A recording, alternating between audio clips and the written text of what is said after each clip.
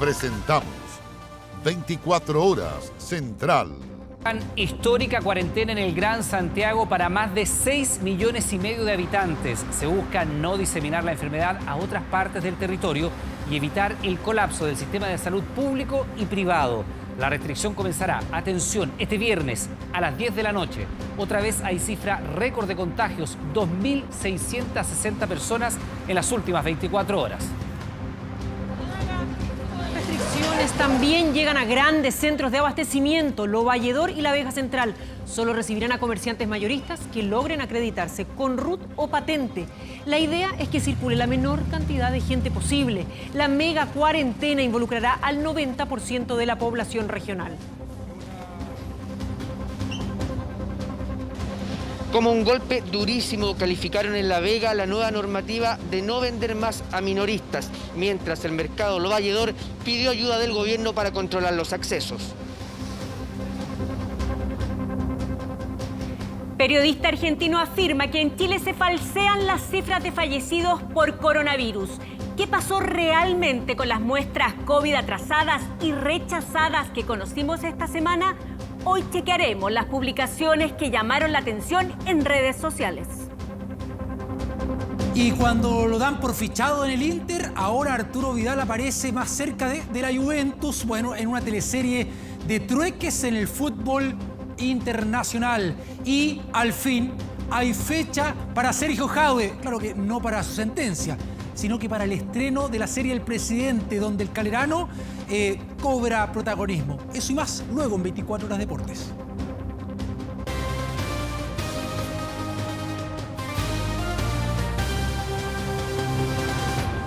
¿Qué tal? ¿Cómo están? Buenas noches. Bienvenido a la revisión de las noticias en esta que es una jornada histórica porque será la máxima prueba desde el inicio de la pandemia.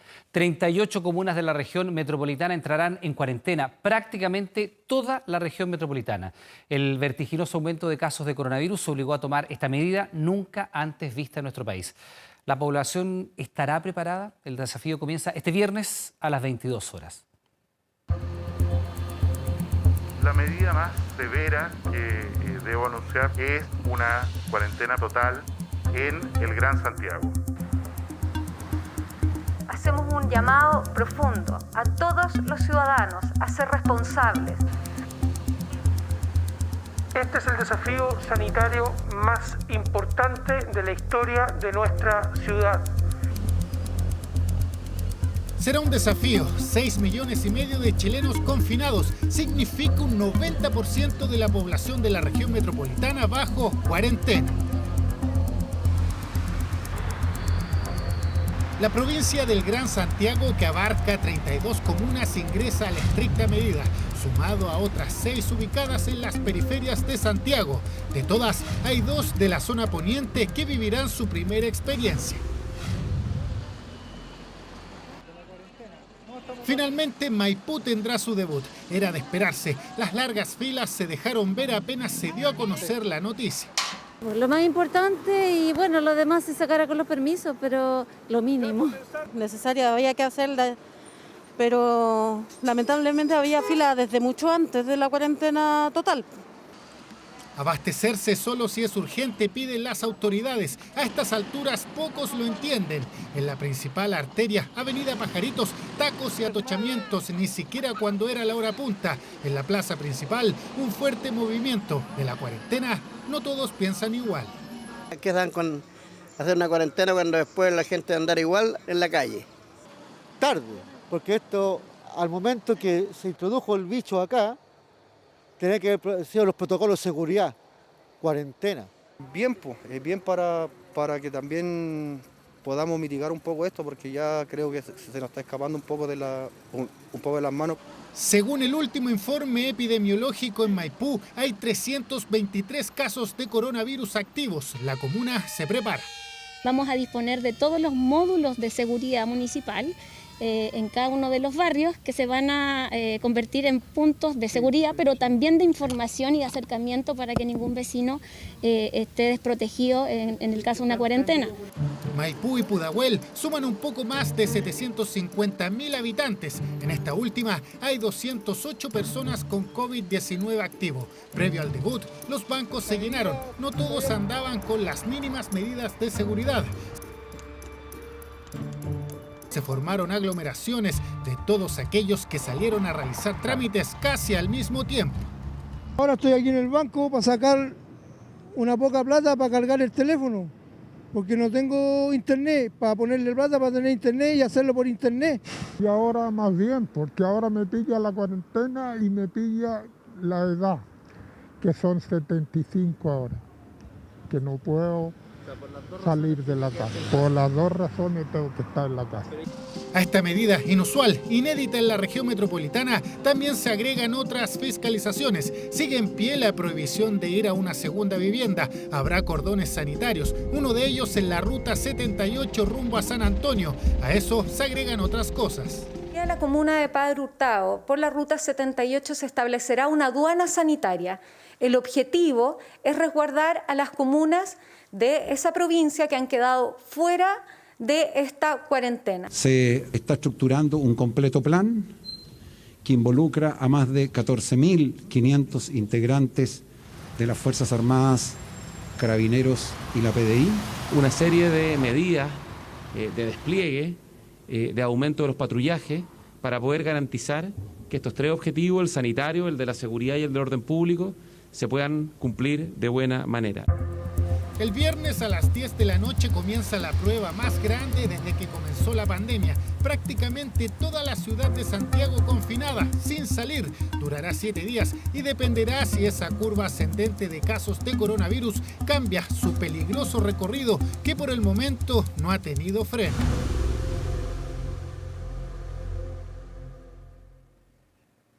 De un día para otro, los contagios aumentaron en un 60% y Chile llegó a una cifra inédita: 2.660 exámenes positivos en las últimas 24 horas. Preocupa la capacidad de las camas críticas y la incertidumbre frente a las semanas que se avecinan. La cifra fue tan sorpresiva como violenta. No solo se superaron los 2.000 casos en un día. Los contagiados crecieron en un 60% en las últimas 24 horas, llegando a 2.660 personas positivas con COVID-19. No tememos un colapso, pero para ser también muy transparente con la respuesta, en la medida en que estas acciones que estamos poniendo ahora sobre la mesa funcionen y sean respetadas. Preocupan las regiones de Antofagasta, Tarapacá y Metropolitana. En Chile ya hay más de 34.000 positivos y los fallecidos sumaron 11 personas, llegando a 346 decesos. Hay aumento de casos y una ocupación repentina de las camas UCI que creció considerablemente en las últimas 72 horas. Hay 642 ocupadas. En 10 días más o en 7 días más, por lo menos un 5% de los pacientes nuevos van a llegar a unidades de cuidados intensivos y van a tener, digamos, que recibir la atención, obviamente, pero hay que hacer un esfuerzo gigantesco. Hoy día tenemos ya 538 pacientes en ventilación mecánica. Normalmente estábamos alrededor de los 410. Ingresaron 40 pacientes más solamente en un día, o sea, prácticamente un aumento del 10%, si pensamos que teníamos 400 antes. El Hospital Sotero del Río en Puente Alto es uno de los que opera al límite. Antes de la pandemia había solo 18 camas UCI. Hoy tienen 42, pero 40 ya están ocupadas. La jefa de la unidad de pacientes críticos evita hablar de la última cama y de una decisión dolorosa que todos quieren evitar. Nosotros todavía no estamos cercanos a esa situación. Espero que no lleguemos. ¿Hasta cuándo va a poder mantenerse el equilibrio? La verdad es que yo no lo sé. Espero que no nos pase lo que le ha pasado, como te digo, a países como Italia, como España. Espero que no lleguemos a esa situación, pero obviamente que eso es complejo. Y hay que tratar de prepararse de la mejor manera posible, pero si tú me dices, ¿es complejo? Sí, es complejo. En el patio del Sotero del Río, donde antes había una cancha de fútbol, ahora se levanta un hospital modular. Con premura trabajan para que a más tardar el próximo martes esté terminado este refuerzo hospitalario que aportará 100 nuevas camas básicas al sistema. A eso se suma la llegada de 10 de los 87 ventiladores mecánicos que el sábado arribaron al país. Obviamente necesitamos contratar más gente. Esto nosotros no podemos ocupar a las mismas personas que están en las unidades de cuidado intensivo, unidades intermedios, y para eso hemos dispuesto de 12.000 nuevas contrataciones a través de todo el territorio nacional. Hemos ya contratado 8.000 personas, 500 de ellos médicos. En la Araucanía, Biobío, Valparaíso y Coquimbo se instalarán otros 4 hospitales modulares. Es fácil armarlos y también desarmarlos, por eso no se descarta que conforme avanza la pandemia se habiliten en otras regiones. Sebastián, que me abran un baño, por favor. Bueno, es un aumento naturalmente explosivo. Estamos hablando de cuarentenas para prácticamente toda la región metropolitana, 6,5 millones de habitantes, 2.660 casos informados en las últimas 24 horas. Mucho por desglosar. Estamos con la ministra Carla Rubilar para hablar sobre esto. Ministra, ¿cómo está? Buenas noches. Muy buenas noches, Iván. Gusto saludarle. Igualmente. Lo primero que quiero preguntarle, la verdad, cuando usted vio la cifra temprano hoy día, en la interna, usted además ha sido parlamentaria, es médico. ¿Qué pensó de estos 2.660 positivos en un día?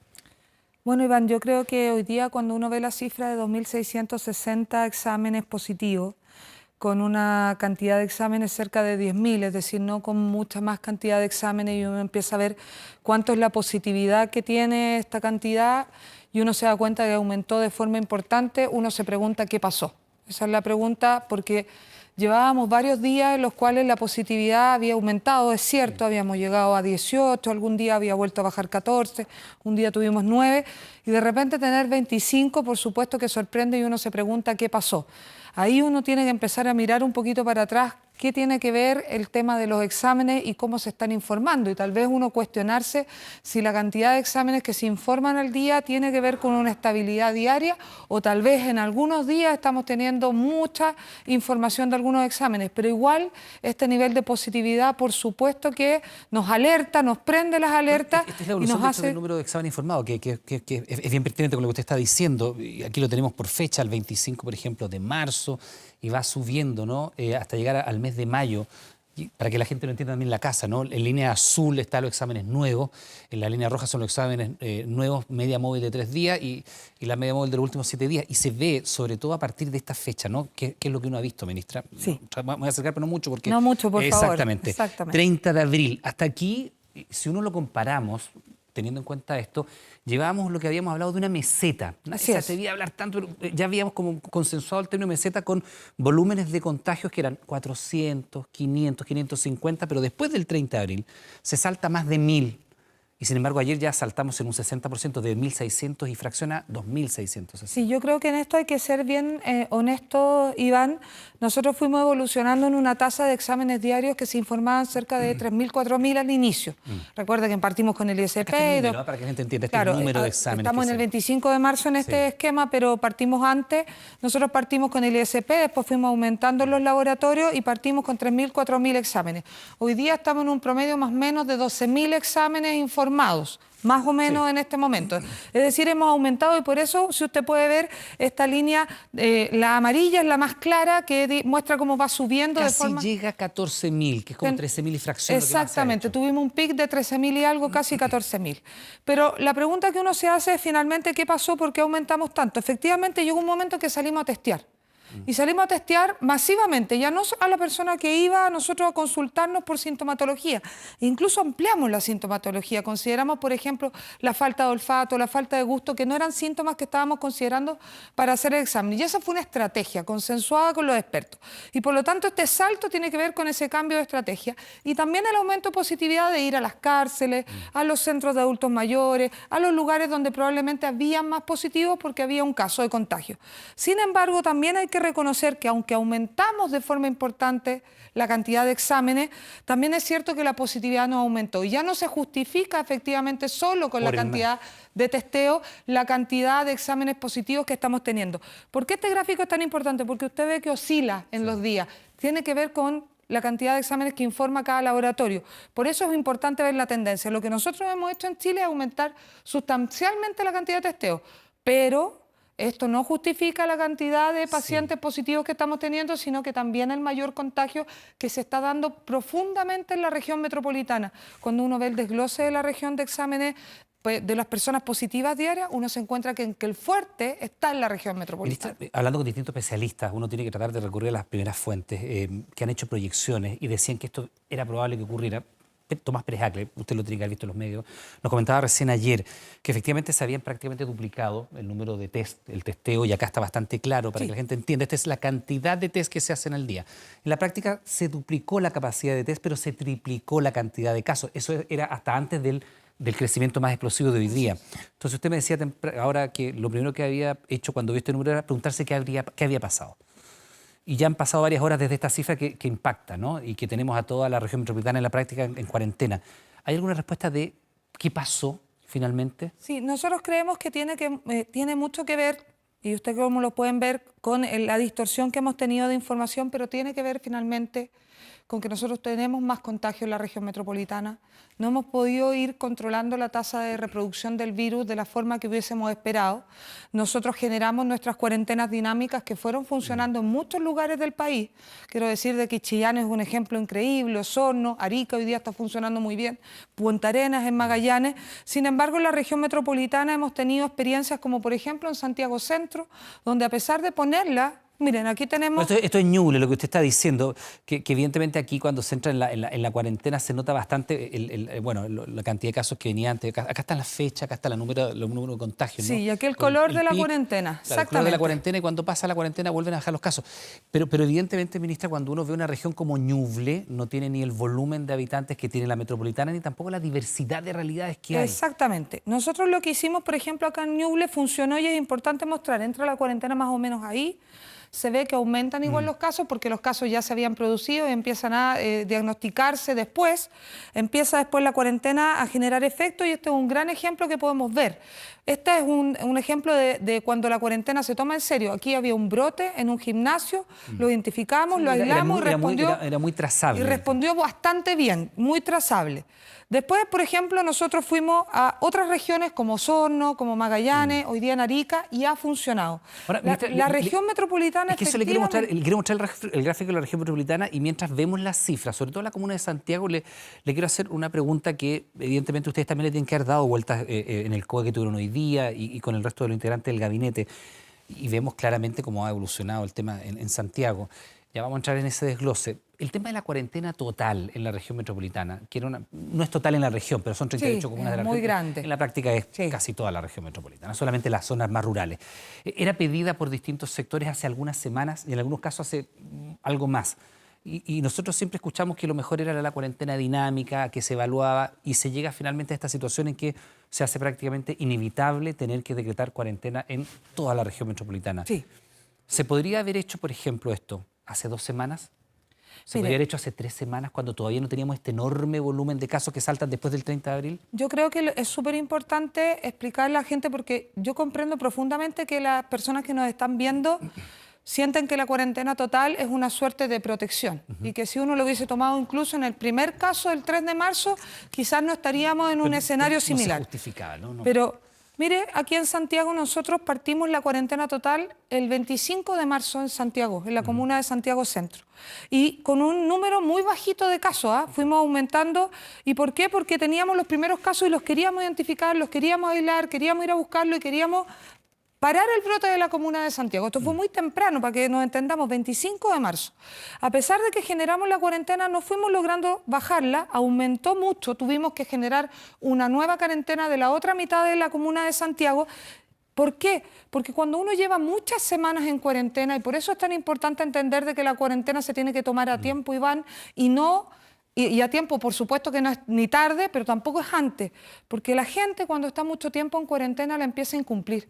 Por diferentes razones, desde razones de salud mental, razones sanitarias, razones de que quiero salir, porque tengo los niños, porque el adulto mayor o lo que sea. La gente se empieza a inventar motivos para salir, y eso lo hemos visto en el aumento. Y se empieza a quebrar, y esto se ha visto, en países en Europa, y se ha visto en muchos lugares donde finalmente se decretan las cuarentenas totales anticipadamente, y finalmente cuando uno más las requiere, la herramienta no funciona. Yo siempre he hablado de que es el bisturí romo cuando uno las decreta antes. Y aquí la vimos de que empezó a incumplirse, seguía en cuarentena. cuarentena Santiago, pero empezamos a subir igual. A ver, por pregunta sobre eso. incumplimientos de cuarentena. Hablábamos con el intendente Guevara hoy día en la mañana en la radio, y el intendente nos decía que, y nos daba cuenta del efectivamente de los sumarios sanitarios que ya se habían cursado y que se habían cursado las infracciones habiendo recibido los descargos de las personas.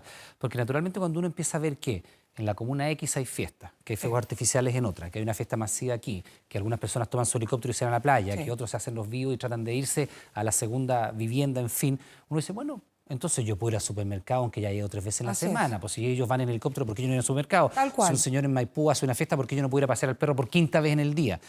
Entonces, quizás ha habido ahí una señal, y le quiero preguntar por conceptos que desde el gobierno se han acuñado y que pueden haber dado alguna señal equívoca. Por ejemplo, el retorno seguro, y antes de ese, la nueva normalidad. ¿Puede haber habido gente que entendiera que la nueva normalidad era andar con mascarilla en la calle, por ejemplo, y que el retorno seguro era ponerse alcohol gel antes de entrar al mall?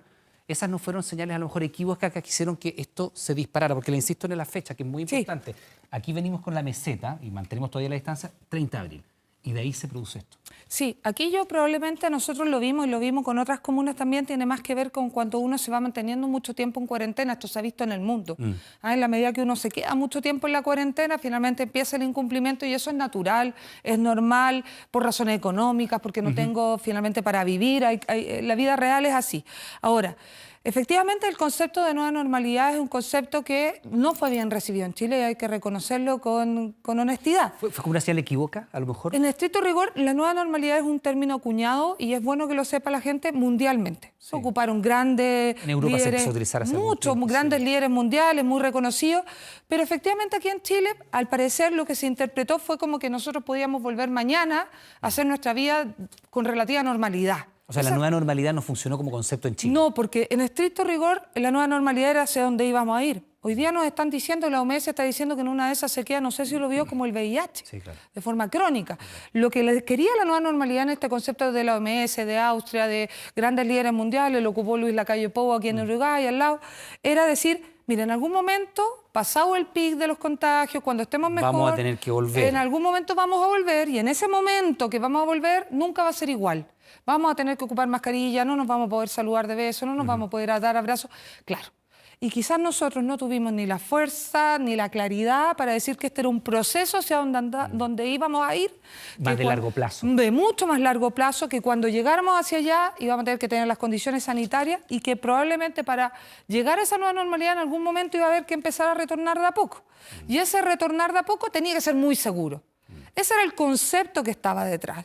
Finalmente, y uno no lo puede negar, no lo puede medir tampoco, pero por supuesto que nosotros miramos con detención cuánto puede haber influido o no. Ahora, yo estoy convencida de que el fuerte de esto tiene que ver con que nosotros hemos sentido como país y pensamos quizás que bastaba con decir lo importante que era el autocuidado para cuidar a los demás y lo relevante que era cumplir las medidas.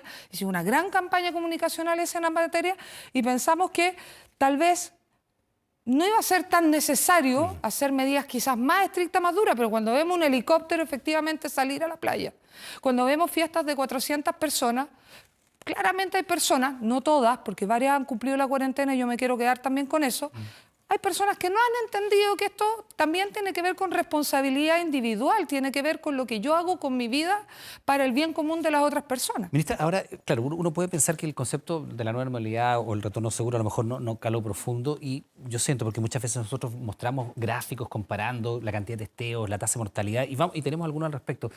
Quizás caímos todos en esta sensación de que lo estábamos haciendo muy bien y que no nos iba a pasar lo que pasó en Italia, y que no nos iba a pasar lo que pasó en España, y que estábamos muy lejos de las situaciones como las que se vienen, y sí lo estamos, de Ecuador, pero que no íbamos a llegar ni a eso, ni a lo de Brasil, ni nada. Y a lo mejor caímos en la suerte de creer que lo habíamos hecho tan bien que podíamos salir a la calle. Tanto que se abrió un mall por un día, la Pumanque, y se dio cuenta que no se podía funcionar y tuvo que cerrarse. Tanto que el comercio, incluso desde el gobierno, sacaron un protocolo de reapertura del comercio, cuando hoy día parecería bastante lógico que es imposible el comercio como se conoce. Caímos en una suerte de exitismo a ratos. Yo siento de que nosotros como gobierno nunca nos hemos planteado en el exitismo porque sabíamos que finalmente nosotros, a diferencia de Europa y Estados Unidos, nos acercábamos al invierno. Y ese era un tema súper relevante. Y a diferencia del inicio, donde partía la pandemia en comunas más acomodadas, porque en estricto rigor venían de fuera, claro, gente que viajó, de viaje, etcétera, y vamos a empezar a entrar en comunas más vulnerables. Sí nos pasó que en algunas regiones esto funcionó bastante bien. La región metropolitana se ha comportado de una forma diferente. Tiene muchas diferencias evidentes, pero también tienen regiones en las que nos ha ido bastante bien, tasas de pobreza incluso mayor que muchas comunas de la región metropolitana. Pero tiene un comportamiento diferente y en ese sentido la región metropolitana llegó el momento en el cual, Iván, había que decretar la cuarentena total y nosotros lo dijimos desde el primer día y yo puedo dar fe, que tengo muchas entrevistas de este estilo, que dije que el momento en que fuera necesaria la cuarentena total, que es una cuasi cuarentena total de la región esta, lo íbamos a hacer. Y este momento llegó hoy día. ¿Y por qué llegó hoy día? No porque está hoy día desbordado el sistema de salud, un sistema de salud que recordemos que es precario siempre, pero nosotros hemos logrado ir aumentando nuestra capacidad en camas críticas, en ventiladores, en capacitación, etcétera.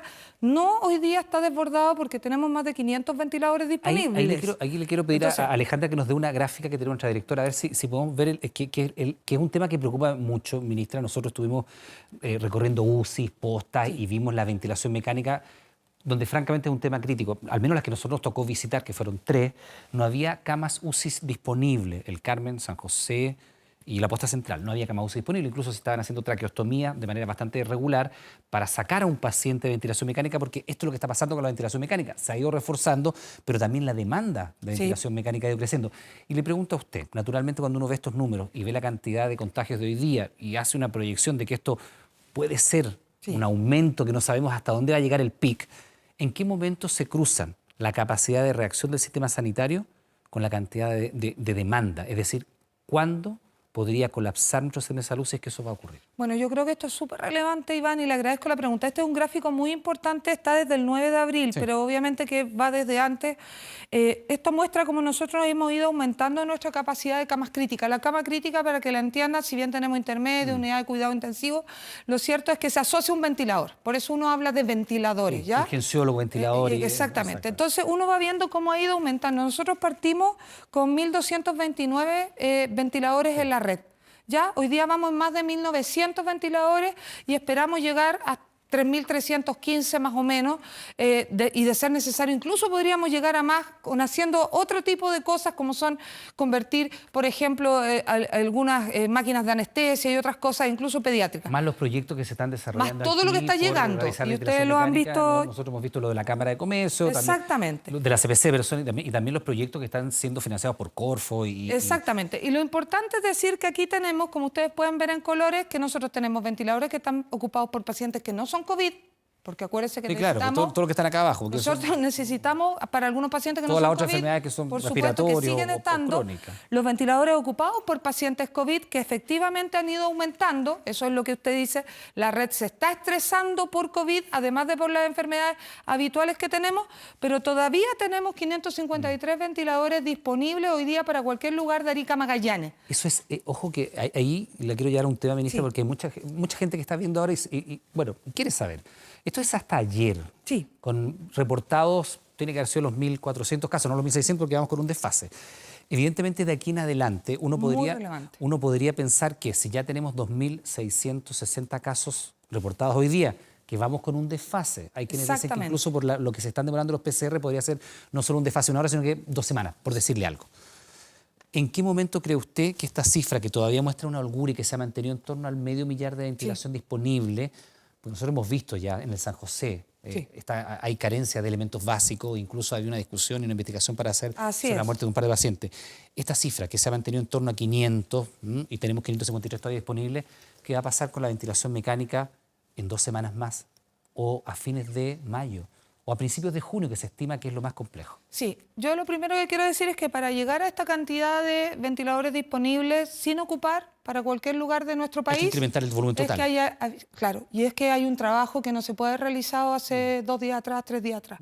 Esto es probablemente la lámina que más habla de la preparación que hemos tenido y que vamos ahora a mirar por qué decidimos esta cuarentena casi total de la región metropolitana. Porque como usted muy bien dice, los casos que hoy día generan pic, los que aumentaron, por ejemplo, más de 1.000 cerca del 1 de mayo, vamos a ver esas primeras hospitalizaciones probablemente más graves 2 a 3 semanas después. Ahí vamos a empezar a estresar reforzar la red con esos casos, los que tengamos hoy día en efectivamente 2 o 3 semanas después. Y eso es lo que nosotros tenemos que proyectar y por eso hacemos la cuarentena total, porque ahí aplanamos la curva, porque ahí decimos, si seguimos aumentando como estamos aumentando hoy día, nosotros estos 553 ventiladores no nos van a dar abasto. Si nosotros efectivamente generamos la cuarentena, la gente la cumple, nos ayuda, nosotros hacemos nuestra pega, los ciudadanos hacen la de ellos, se aplana la curva, nos permite que las personas se vayan de alta y tenemos capacidad. Y si no, reconvertimos camas, si no, reconvertimos máquinas de anestesia, si no, trasladamos pacientes, pero vamos dándole respiro a este sistema que en la región metropolitana es como un todo, es como un gran hospital, porque no importa si yo me enfermo en Puente Alto, no tengo por qué atenderme solamente en el Sótero, me puedo ir a otro hospital donde hay camas. No hay ningún inconveniente en la región metropolitana, es como un gran sistema de salud, público-privado. Entonces, ¿qué es lo relevante? Que teniendo 553 ventiladores disponibles, nosotros decretamos la cuarentena total, casi total de la región metropolitana. ¿Para qué? Para que efectivamente en 2 semanas más no estemos en un nivel que digamos ya no tenemos ventiladores disponibles. Ministra Carla Rubilar, tenemos una información más que vamos a compartir que tiene que ver con la tasa de letalidad, que es importante, y mientras nuestra directora la pone en pantalla, que esto es un dato que es relevante porque da cuenta de, en el fondo, cuán letal es el virus en nuestro país y nosotros, si nos comparamos con los países OCDE, estamos bien, con un 1,1%, pero evidentemente esta foto tiene un retraso. Sí. Tiene un retraso y es importante tener esa consideración. Yo le pregunto, hay muchas personas que todavía creen que se podría volver a clase en el primer semestre. Honestamente, con estas tasas de contagio de más de 2.600 casos en este día y que probablemente esa cifra va a ser parecida mañana si es que no es superior. Sería muy raro que fuera un solo día, no que mostrar un crecimiento así. ¿Usted cree que las clases en el primer semestre todavía son posibles? Presenciales, me refiero, no la teleeducación. Bueno, la región metropolitana es una región que se está comportando muy diferente a las otras regiones. Yo creo que hay que hacer esa salvedad. El 80, en algún momento el 87% de los nuevos casos lo estamos teniendo en esta región. Sí. ¿Ya? Y los números no nos están acompañando. La región metropolitana nos está yendo mal, esa es la verdad. A diferencia de otras regiones. Por supuesto que uno pensar en volver a clases presenciales en una región como la región metropolitana con 2.600 casos, no se puede. No se puede. O sea, ¿sabe por qué le pregunto? Porque uno hablando con distintas autoridades o con especialistas dicen, ¿sabe qué? Hagamos un currículum priorizado. El primer semestre ya está, da lo mismo. Hagamos un paréntesis, el primer semestre, si no es tan relevante. Tampoco no se le va la vida a nadie por un semestre de educación. Y se puede hacer teleeducación y con los resultados que haya que hacer. Y decir, honestamente, preparémonos para tener clases en el segundo semestre, acotadita. ¿Es eso posible para darle señal a la ciudadanía? Porque esto puede ser 2 o 3 meses más todavía de un golpe muy duro para el país. Mire, Iván, yo creo que no hay preocupación más grande que la de los papás y las mamás que están viendo efectivamente esto y preguntan por sus hijos y qué va a pasar con sus hijos. Y muchos de ellos disponibles a perder el año. Sí, claro. O sea, la gente dice, me da lo mismo el año, me da lo mismo. Yo quiero a mi hijo conmigo. No, por supuesto, y uno entiende porque es completamente razonable. Cualquiera de nosotros, es completamente razonable. Tiene hijos, todo el mundo dice, ¿qué me importan las clases? ¿Me importan los niños? Exactamente. Ahora, entendemos también que la realidad es diferente porque hay papás que necesitan efectivamente la protección del colegio, etcétera. Pero lo que sí le puedo asegurar, Iván, es que mientras las condiciones sanitarias no estén, no va a haber un lugar donde se abran los colegios. Eso sí se lo puedo asegurar. ¿Por qué? Porque la prioridad del gobierno ha sido siempre la salud de las personas. Y por eso nunca dijimos una fecha determinada, siempre fuimos viendo y dijimos, y a pesar de que teníamos, acuérdese, el 27 de abril, que fue la primera fecha que dijimos que tal vez podíamos volver, en esa fecha estábamos en meseta. Y estábamos en resultados bastante buenos. Y así todo el presidente dijo, no voy a hacer mayo. Volver, esperemos mayo, veamos qué pasa, está estimado el pic. Evidentemente mayo no es. Y por eso le digo, entonces, si incluso el 27 de abril, cuando los números, entre comillas, nos acompañaban con una meseta a los 500, 550, y con la tasa de letalidad baja que seguimos manteniendo, y que eso ojalá se mantenga así, porque esto es una maratón, o siquiera un partido de largo aliento, a donde todos jugamos como equipo. En esta maratón nosotros finalmente nos vamos a evaluar en cómo nos fue al final de la pandemia. Ministra, y lo que yo le quiero decir es que si el presidente tomó esa decisión el 27 de abril, cuando entre comillas estábamos con números de cantidad de contagiados mucho más positivos y una expectativa mejor, y no volvió a clase y no forzó las clases, es porque está convencido de que hay que cuidar a nuestros niños por sobre todo. Ese 1,1% que he visto acá es una cifra relevante en la experiencia de los otros países, de estos países, Francia, Italia, el Reino Unido.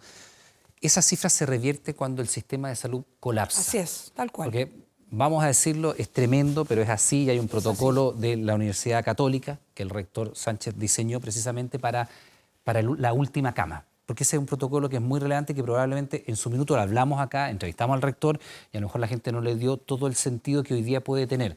Porque cuando empieza a colapsar el sistema de salud, usted tiene 10 ventiladores mecánicos, pero tiene 50 pacientes que lo requieren, ahí hay que tomar decisiones que son muy dolorosas. Privilegiar a qué paciente se le entrega tal recurso. Eso le pasó a Italia, España... Por eso, le pasó a todos estos países que tienen finalmente estas tasas que son las más duras, ¿no? Porque aquí es la cantidad de gente que se muere finalmente. Nosotros estamos por allá todavía. Yo le pregunto a usted honestamente, ¿nuestro sistema de salud no va a colapsar o es probable que colapse?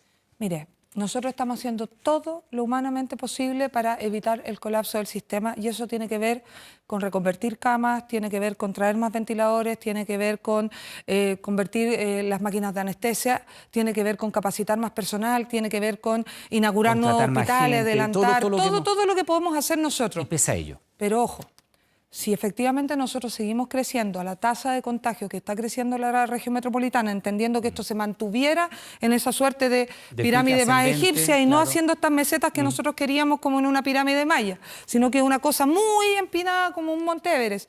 Si eso sigue así, por supuesto que va a colapsar, porque cualquier sistema de salud del mundo colapsa así, porque eso contagia a todo el mundo al mismo tiempo. ¿Qué es lo que nosotros hemos intentado durante todo este tiempo? Y fíjese que vamos a cumplir 2 meses desde el primer caso y no hemos generado ese colapso del sistema, a pesar de que nuestro sistema es bastante precario de salud durante el invierno. Reconozcamos que las imágenes del San José, del Padre Hurtado, son imágenes que hemos visto todos los años porque son un sistema que tenemos que potenciar mucho más fuertemente. O sea, ¿hay que prepararse para que colapse el sistema de salud? No, hay que prepararse para cumplir la cuarentena para que podamos aplanar la curva, porque si la aplanamos vamos a ir liberando las camas y vamos a ir permitiendo que el sistema resista. Claro, eso sería lo ideal, que la gente pudiera entender lo importante de este mensaje, pero como usted también lo dice, si seguimos teniendo este volumen de casos y el pic, como usted dice, esta pirámide, se parece más a una pirámide egipcia con un triangulito y no una pirámide maya con mesetas, va a colapsar en algún momento el sistema de salud. Exacto, es lo que le pasó a Italia y es lo que le pasó a España, que en algún momento los contagios fueron todos, incluso generaron el pic forzado. Sí, claro. Llegó el pic, no lo controlaron, no se dieron cuenta. ¿Sabe cuándo se dieron cuenta? Porque no testeaban. Cuando se le empezó a morir gente en los hospitales. Eso es lo que no queremos para Chile. Y por eso pusimos la cuarentena total ahora, cuando nos quedan 550 y tantos ventiladores. Porque queremos efectivamente aplanar la curva y evitar ver esas imágenes tan dolorosas y tan complejas. Para eso estamos trabajando. Y efectivamente los tiempos más duros donde uno trabaja con más fuerza. Y eso es lo que está pasando hoy día. Y lo que le queremos pedir efectivamente a todos los chilenos y a las chilenas es que nos ayuden. Que efectivamente en esta cuarentena, en particular en la región metropolitana, hay otras cuarentenas en el resto de las regiones que también tenemos que considerar y son tan relevantes, si Santiago no es Chile. Pero hoy día la región que se está comportando mal, que nos está fallando, que no está cumpliendo, es la región metropolitana. Y necesitamos ayuda, porque efectivamente no nos podemos contagiar todos en la región metropolitana porque no hay sistema de salud que dé abasto. El 1% que teníamos, ¿no es cierto?, de tasa de letalidad en Chile, que ustedes lo vieron, efectivamente está desfasado, porque tenemos días diferentes con Europa y Estados Unidos, pero yo me puedo comparar con un país limítrofe con nosotros, que tiene cuarentena total desde el inicio, en el país completo, y que tiene una tasa de mortalidad de 5. Nosotros hemos tenido una estrategia que nos ha permitido en 2 meses ir generando alternativas para tener una tasa de letalidad bastante baja y que esperamos ojalá no aumente, pero para eso no solamente tenemos que hacer la pega nosotros, que tenemos que hacerla y tenemos que hacerla cada día mejor y si nos equivocamos tenemos que enmendar y si efectivamente la podemos hacer mejor y hacer cosas diferentes las tenemos que hacer, pero no basta con el gobierno, se lo aseguro.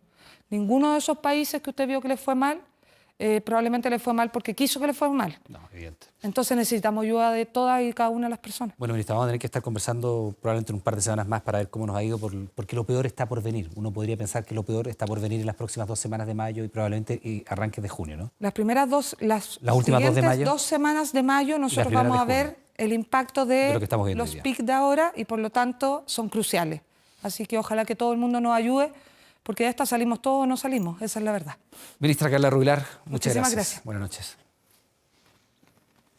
A partir de las 22 horas del viernes, el ingreso a La Vega y Lo Valledor quedará limitado solo a comerciantes.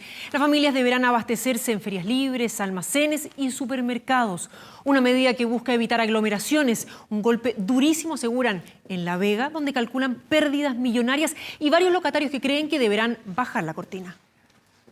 Como es la Vega Central o el mercado Lo Valledor, se va a exigir acreditar la condición de comerciante mayorista o minorista, para poder ingresar a los recintos. La medida fue clara y contundente. No podrá ingresar a Los Valledor y la Vega Central el público general. Solo lo podrán hacer quienes tengan patente comercial o giro de venta. Una medida catalogada como devastadora en La Vega. Lamentablemente aquí el 40% de la gente no tiene un capital el día a día. Van a tener que cerrar definitivamente. La gente que tiene acumuladas sus existencias, ¿qué va a hacer con la mercadería el sábado, el domingo, el lunes, va a tener que botarlo? Entonces ellos no piensan en esas cosas. Es sustento de 1000 locatarios, donde el 90% de las ventas son al detalle, es decir, a personas que llegan desde cada hogar a comprar a este mercado. Yo vine a La Vega precisamente porque con 5.000 aquí compro casi todo, y en el barrio mío, vivo en Rondizón y Santiago Centro, y por esos 5.000 compro 3 cosas. Hay mucha gente que no puede comprar en un supermercado. Hay mucha gente pobre que no tiene trabajo, no tiene que comer. Y lo único que pueden conseguir con 1 luca, 2 lucas en La Vega. Me encanta venir, pero si hay que comprar en el supermercado o comprar en el boliche barrio, sí, porque esto es demasiado. La Vega es un sector de alto flujo de personas que a ratos se hace incontrolable. Eso persigue la medida, evitar las aglomeraciones en las semanas más duras de la pandemia. Una medida que para estos comerciantes aseguran será el tiro de gracia a sus negocios. Mal me parece porque, ¿y qué vamos a hacer nosotros? Igual aquí hay mucha gente muy junta, pero es muy poca la gente que está viniendo. Porque la gente que viene a La Vega en un 90% es minorista. Es la de casa, es la que viene de arriba, de abajo, de todo Santiago. Prácticamente es como cerrar, porque no va a andar gente. Cierro yo el local porque no me sale la cuenta. El acceso a estos mercados será solo para comerciantes con documentos específicos a partir del viernes a las 10 de la noche. Esta condición se acredita o con el RUT del comerciante o con la patente comercial que acredita que la persona tiene un puesto en la feria, un almacén, una verdulería de barrio, etc. Me llama mucho la atención, pongan esto, miren, bien lo que les voy a decir, me llama mucho la atención que los grupos económicos de los supermercados no le están restringiendo esa medida, porque ellos también atienden al minoreo. Yo no sé cuál es la política de poder joder a la gente que trabaja el día a día. ¡Vamos! Los supermercados y almacenes podrán seguir funcionando y las ferias libres serán el lugar donde una y solo una persona del grupo familiar, previo permiso, deberá ir a comprar frutas y verduras. Ferias libres van a poder seguir funcionando. ¿Por qué son tan importantes? Primero porque tenemos más de 1.100 ferias libres y ellos abastecen el 70% de la población a precios muy justos, a precios muy moderados. El gobierno asegura que la cadena de abastecimiento no está en riesgo y que la medida busca evitar contagios en grandes mercados. A propósito de volumen, Los Valledor es el centro de abastos más grande de Chile. Ya ha tenido varios focos de contagios. Acá tampoco se podrá vender al detalle. No, está bien, sí. Mal porque acá vamos a tener menos gente, menos público. Me parece igual bien porque igual estamos más que nada para proteger a las personas, para protegernos entre nosotros mismos. Pero por ejemplo tú viniste a comprar poquitas cositas pero te expone a un gran contagio. ¿Por qué lo haces? Más que nada porque no sé. Tienen que también tomar en cuenta de que nosotros estamos aquí en Los Valledor y vivimos de esto. ¿Qué vamos a hacer nosotros después? Reconocen que el control se les ha hecho difícil y piden ayuda de la autoridad para controlar sus decenas de puertas. La gente que ingrese se ha indicado que va a tener que venir con su patente comercial y su carnet de identidad para poder acceder al mercado. Necesitamos apoyo de la autoridad para poder hacerlo cumplir. Si se nos tratan de meter por las puertas, la verdad que nosotros no podemos por la fuerza y tampoco tenemos el suficiente personal. Una medida dura y compleja, adoptada ante la arremetida de la pandemia. A partir del viernes a las 22 horas, La Vega y Los Valledor quedan limitadas solo para comerciantes y serán las ferias libres, almacenes y supermercados el lugar donde las familias deberán abastecerse de frutas y verduras en la mayor cuarentena que se haya registrado en la región metropolitana.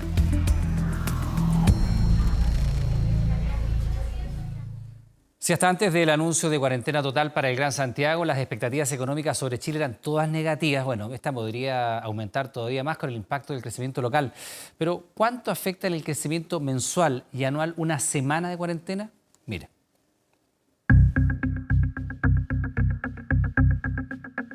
Las imágenes de los últimos meses han sido devastadoras. La economía a nivel nacional enfrenta un complejo escenario.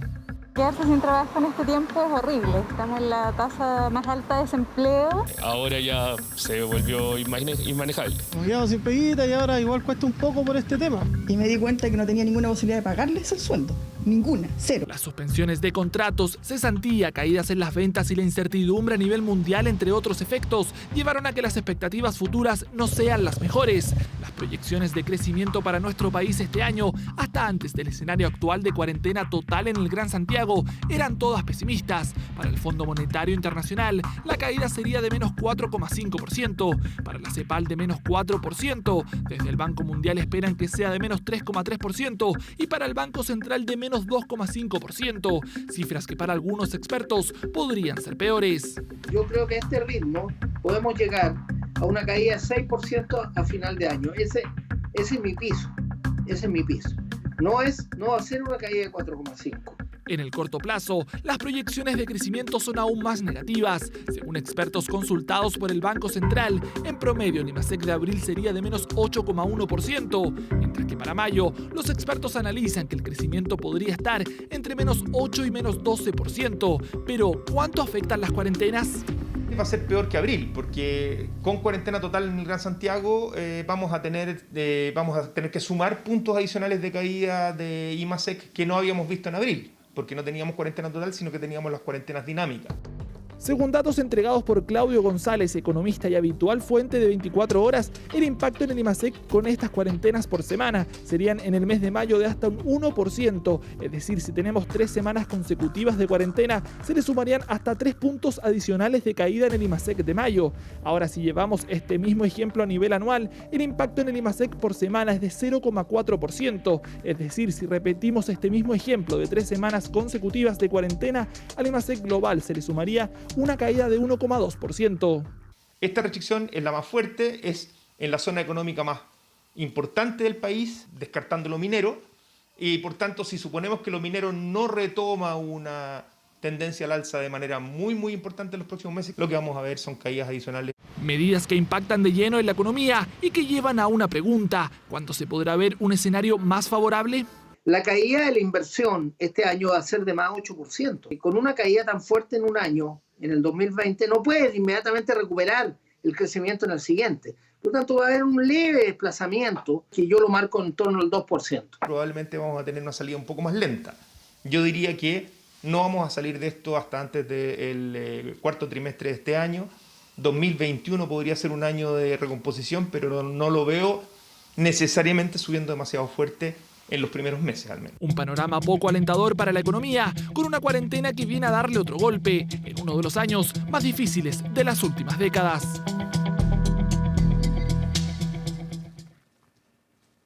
Y estamos a esta hora en contacto con el alcalde de Pudahuel, Johnny Carrasco. Alcalde, muchas gracias por este contacto. Buenas noches.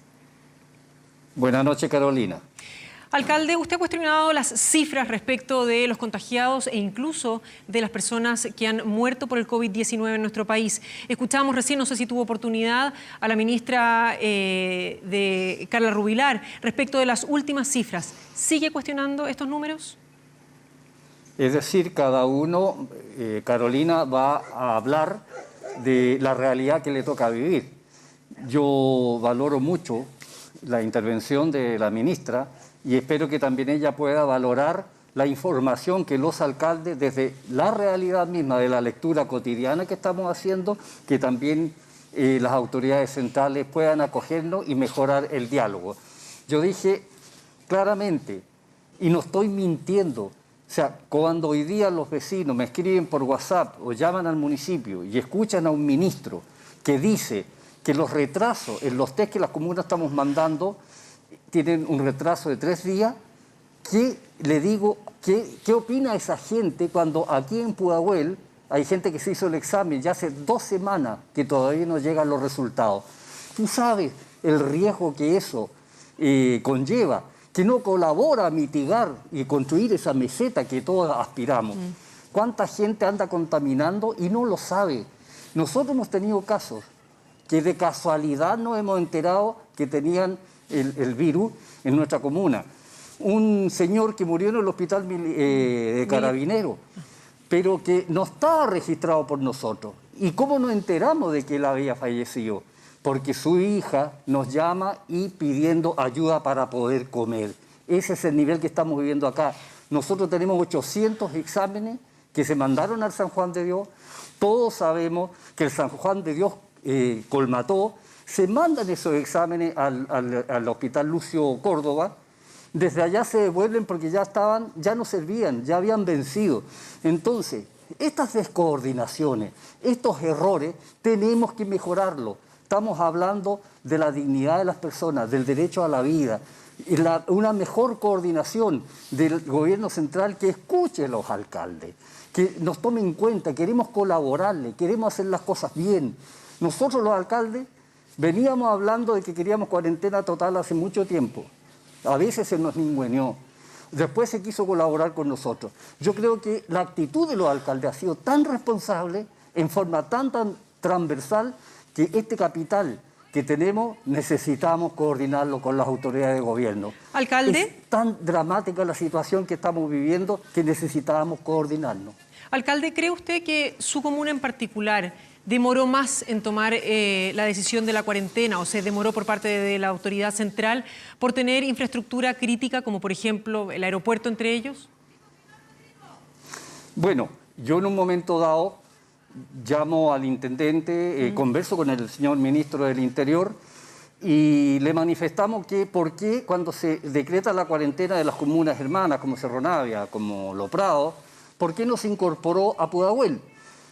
Porque precisamente el punto que lo vengo diciendo hace tanto tiempo, más de contaminación más permanente que tenemos en la comuna, es uno de los PERSAs más grandes que tenemos en la región metropolitana, donde vienen de todas las comunas.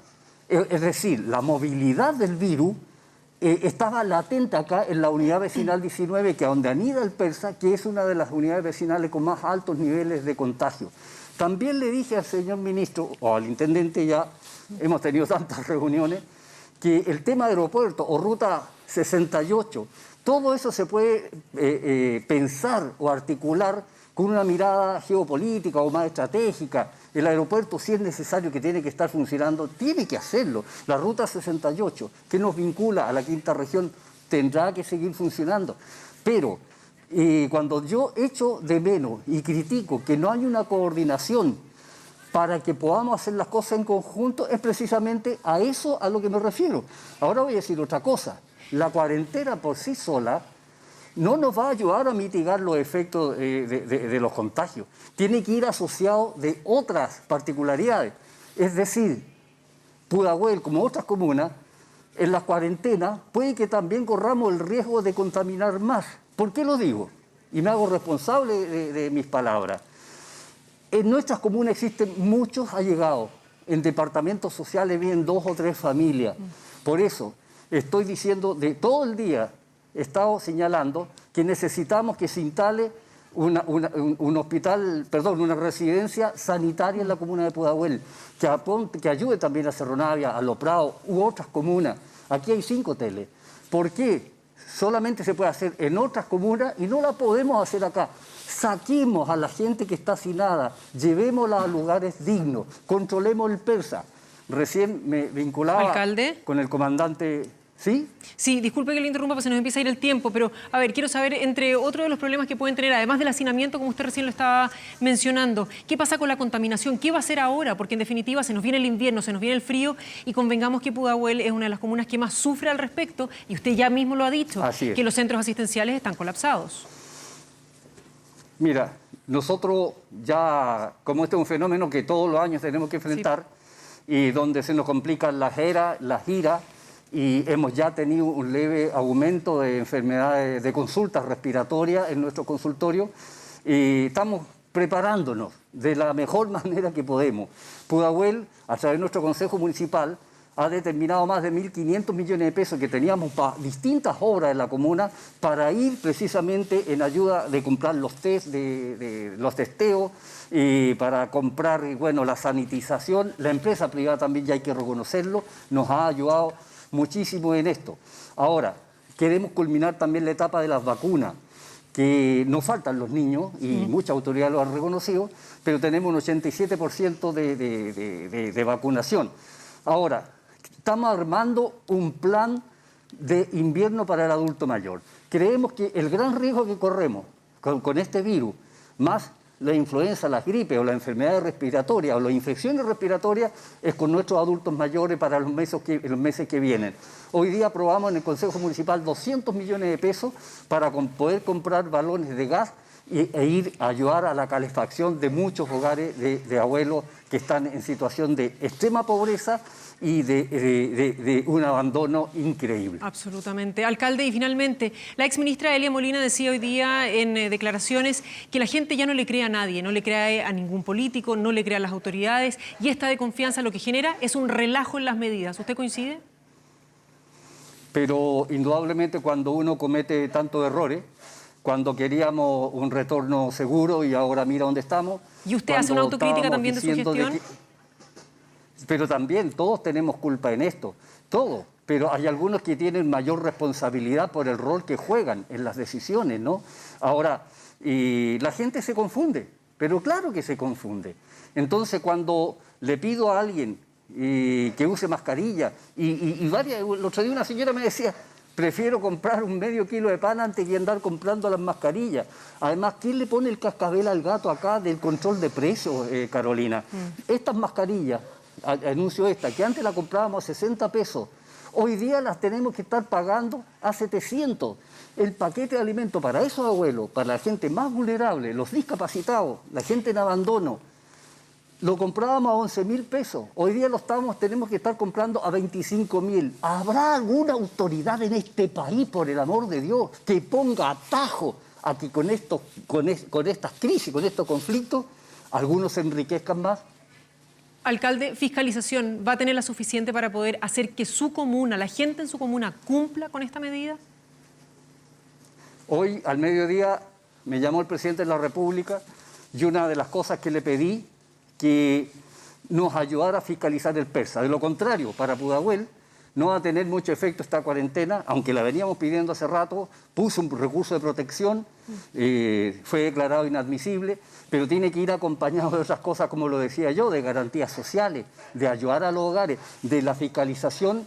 Y antes de esta entrevista hablaba con el comandante Pablo Nieto y para ver cómo nos van a colaborar para la fiscalización de este sábado y domingo en el PERSA. Estamos haciendo todo lo posible, poniendo nuestros funcionarios, nuestras funcionarias, que también va a llegar un momento dado en que estamos colmatados, estamos agotando a nuestra gente, a los trabajadores de la salud trabajan 16 horas, estamos haciendo lo posible y queremos poner la mejor disponibilidad, nuestra mejor voluntad para colaborar con quien sea, para que no se nos siga muriendo nuestra gente. Claro que sí. Alcalde Johnny Carrasco, muchísimas gracias por su tiempo. Buenas noches. Buenas noches, Carolina, y muchas gracias a usted. Ante la falta de stock de los insumos para realizar el PCR en el sector privado, clínicas y centros médicos limitaron los cupos o derechamente suspendieron la toma de muestras. El gobierno aseguró que el sector público cuenta con la capacidad para testear masivamente e informó además que esta semana llegan 2 aviones con los kits para realizar el examen de los recintos que presentan actualmente desabastecimiento. Vamos a repartir los números para mañana y no tenemos más información al respecto. Está todo ocupado, en todos lados, están las mismas filas, todo lleno. Pero tenían hora para el viernes. Filas de personas que madrugaron para conseguir las pocas horas que quedaban para realizar el examen del coronavirus, sector privado que la mayoría suspendió la toma de los test. ¿Te mandaron a realizar el examen? No, es por precaución nomás. Y también es por precaución. Básicamente por precaución. Ha habido un volcamiento de personas que no cumpliendo criterios de ser sintomáticos o de haber estado en contacto estrecho con alguien positivo para coronavirus, han concurrido a manera de chequeo general a hacerse exámenes PCR. Una demanda que generó que algunos centros no tuvieran la capacidad técnica de procesar todos los PCRs o derechamente se quedaran sin stock de insumos, principalmente de reactivos. En los últimos días lo que ha ocurrido es que ha habido una dificultad de stock para realizar los exámenes, ¿sí?, que afectó al sector privado de manera importante. El sector privado realiza alrededor del 40% de los exámenes PCR, para ser preciso. Desde el gobierno aclararon que no hay quiebre de stock a nivel nacional, que son casos puntuales que afectan a algunas clínicas privadas y que garantizan la capacidad del testeo masivo en el sector público. Se me ha informado que entre el día de mañana llega un vuelo y pasado mañana de los insumos que los agentes privados habían contemplado. Algunas clínicas limitaron los cupos diarios y otras habilitaron estas alternativas. Un testeo desde el auto, ambas bajo estrictos criterios, personas sintomáticas o contactos estrechos de un COVID positivo. En ambos casos se deberá presentar orden médica.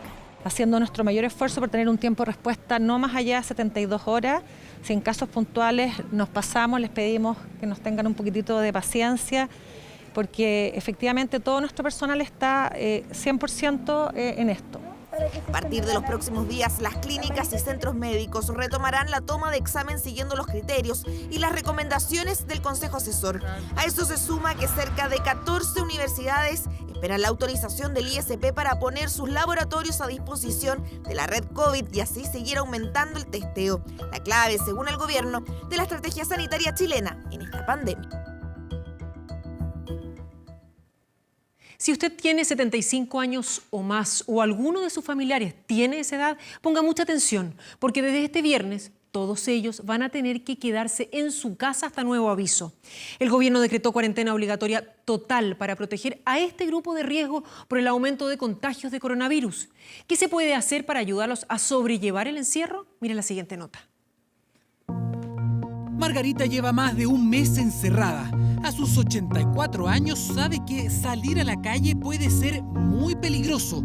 Ella vive sola en Copiapó y no tiene hijos. Por eso hace todo lo que puede para matar el tiempo en casa. De un día para otro estamos encerrados y uno se siente impotente, pues, porque tiene que depender de personas con muy buena voluntad, pero también ellos tienen sus cosas.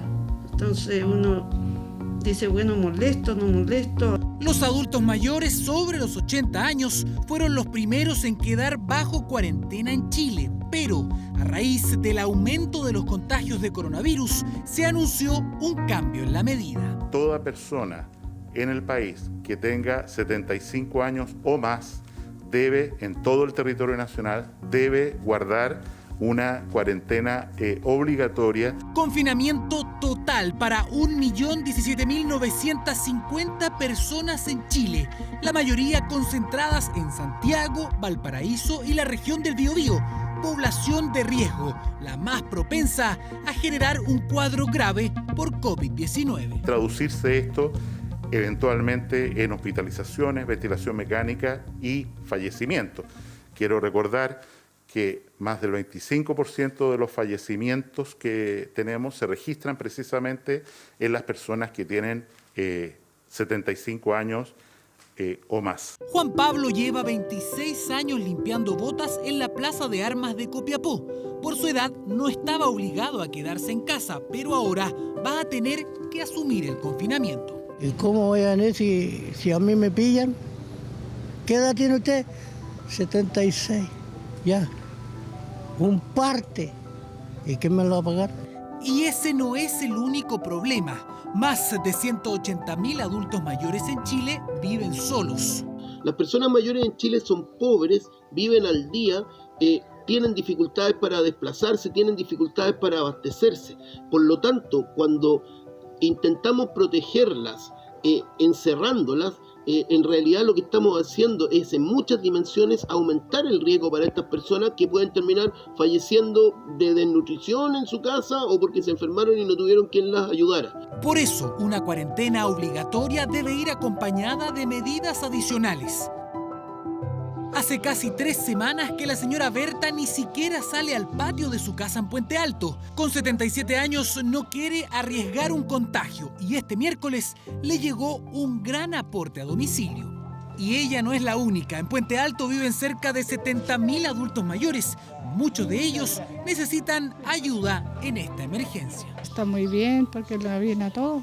Y eso es bueno que me lo vengan a dejar aquí mismo a la casa. Pues, así que nosotros estamos muy agradecidos. Estamos bien preparados para poder trabajar y entregarles los requerimientos que ellos nos están pidiendo. Pero para que ellos puedan sobrellevar el encierro hay que ir incluso más allá. A nivel de cada barrio, estar conscientes de nuestros vecinos mayores que van a tener que estar encerrados porque no pueden, la mayoría de los adultos mayores no viven en condiciones que les permitan autonomía y por lo tanto estar atentos, organizarse desde ya, prever que van a necesitar abastecimiento porque si no vamos a tener un vecino viejito que se muere, una viejita que se muere. Eso es parte del desafío, ayuda económica, pero también empatía y colaboración.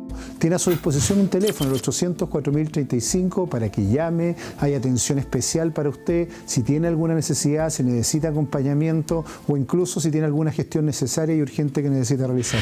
Y además, los invito a todos los que quieran ayudar a esos adultos mayores que se metan a cuentaconmigo.cl y vean cómo en el barrio, en la comunidad, pueden ustedes acompañar a ese adulto mayor. Dos datos que desde este viernes serán cruciales para ayudar a proteger a más de 1 millón de adultos mayores que tendrán que seguir encerrados hasta nuevo aviso.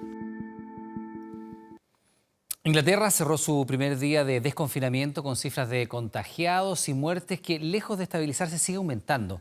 El gobierno de Boris Johnson aseguró que el país está preparado para retomar la normalidad, aunque bajo estrictas medidas de seguridad. Sin embargo, no todos opinan lo mismo. Así iniciaron su día miles de británicos que este miércoles debieron volver al trabajo de acuerdo a las nuevas medidas de desconfinamiento instauradas por el gobierno de Boris Johnson. La orden es que quien no pueda cumplir con sus labores desde casa vuelva a la oficina. Los principales rubros que retomaron sus funciones fueron los de la construcción y manufactura, bajo estrictas medidas de salubridad, según el gobierno. Lo que estamos haciendo es bajo estrictas condiciones y de manera provisional. El Reino Unido ha tenido un gran progreso. La gente de este país ha trabajado muy duro para bajar la curva y no podemos retroceder. No podemos arriesgar una segunda ola de contagios y haremos todo lo posible por evitar eso. El Reino Unido se convirtió en abril en la primera nación con la mayor cantidad de casos y de muertos de Europa. Esta semana fue superado por Rusia, pero sus cifras siguen siendo alarmantes. Los contagios suman más de 230.000, mientras que las víctimas fatales superaron las 33.000, con cerca de 500 muertos solo en las últimas 24 horas. Pese a que las cifras no se han estabilizado, el gobierno decidió permitir a las personas salir a hacer deporte, juntarse con amigos, respetando los 2 metros de distancia y la reapertura de más locales comerciales. Esto bajo el lema mantenerse alerta. No siento tanto miedo de morir. Estoy consciente de lo que pasa y sé que hay gente muy vulnerable, pero yo no tengo miedo. Estoy preocupada porque muchos no respetan las reglas, no usan mascarillas, se sientan al lado tuyo y no respetan la distancia. No porque no se pueda, sino porque no quieren. Las medidas de desconfinamiento rigen hasta el momento solo para Inglaterra. Esto ya que los demás países que conforman el Reino Unido se negaron a participar del plan de Johnson. En Escocia, la primera ministra pidió no seguir el ejemplo de Londres. Si actuamos antes de tiempo, el resultado puede ser una cuarentena mucho más larga. Y lo peor es que vamos a perder a muchos más en el camino y nadie quiere eso.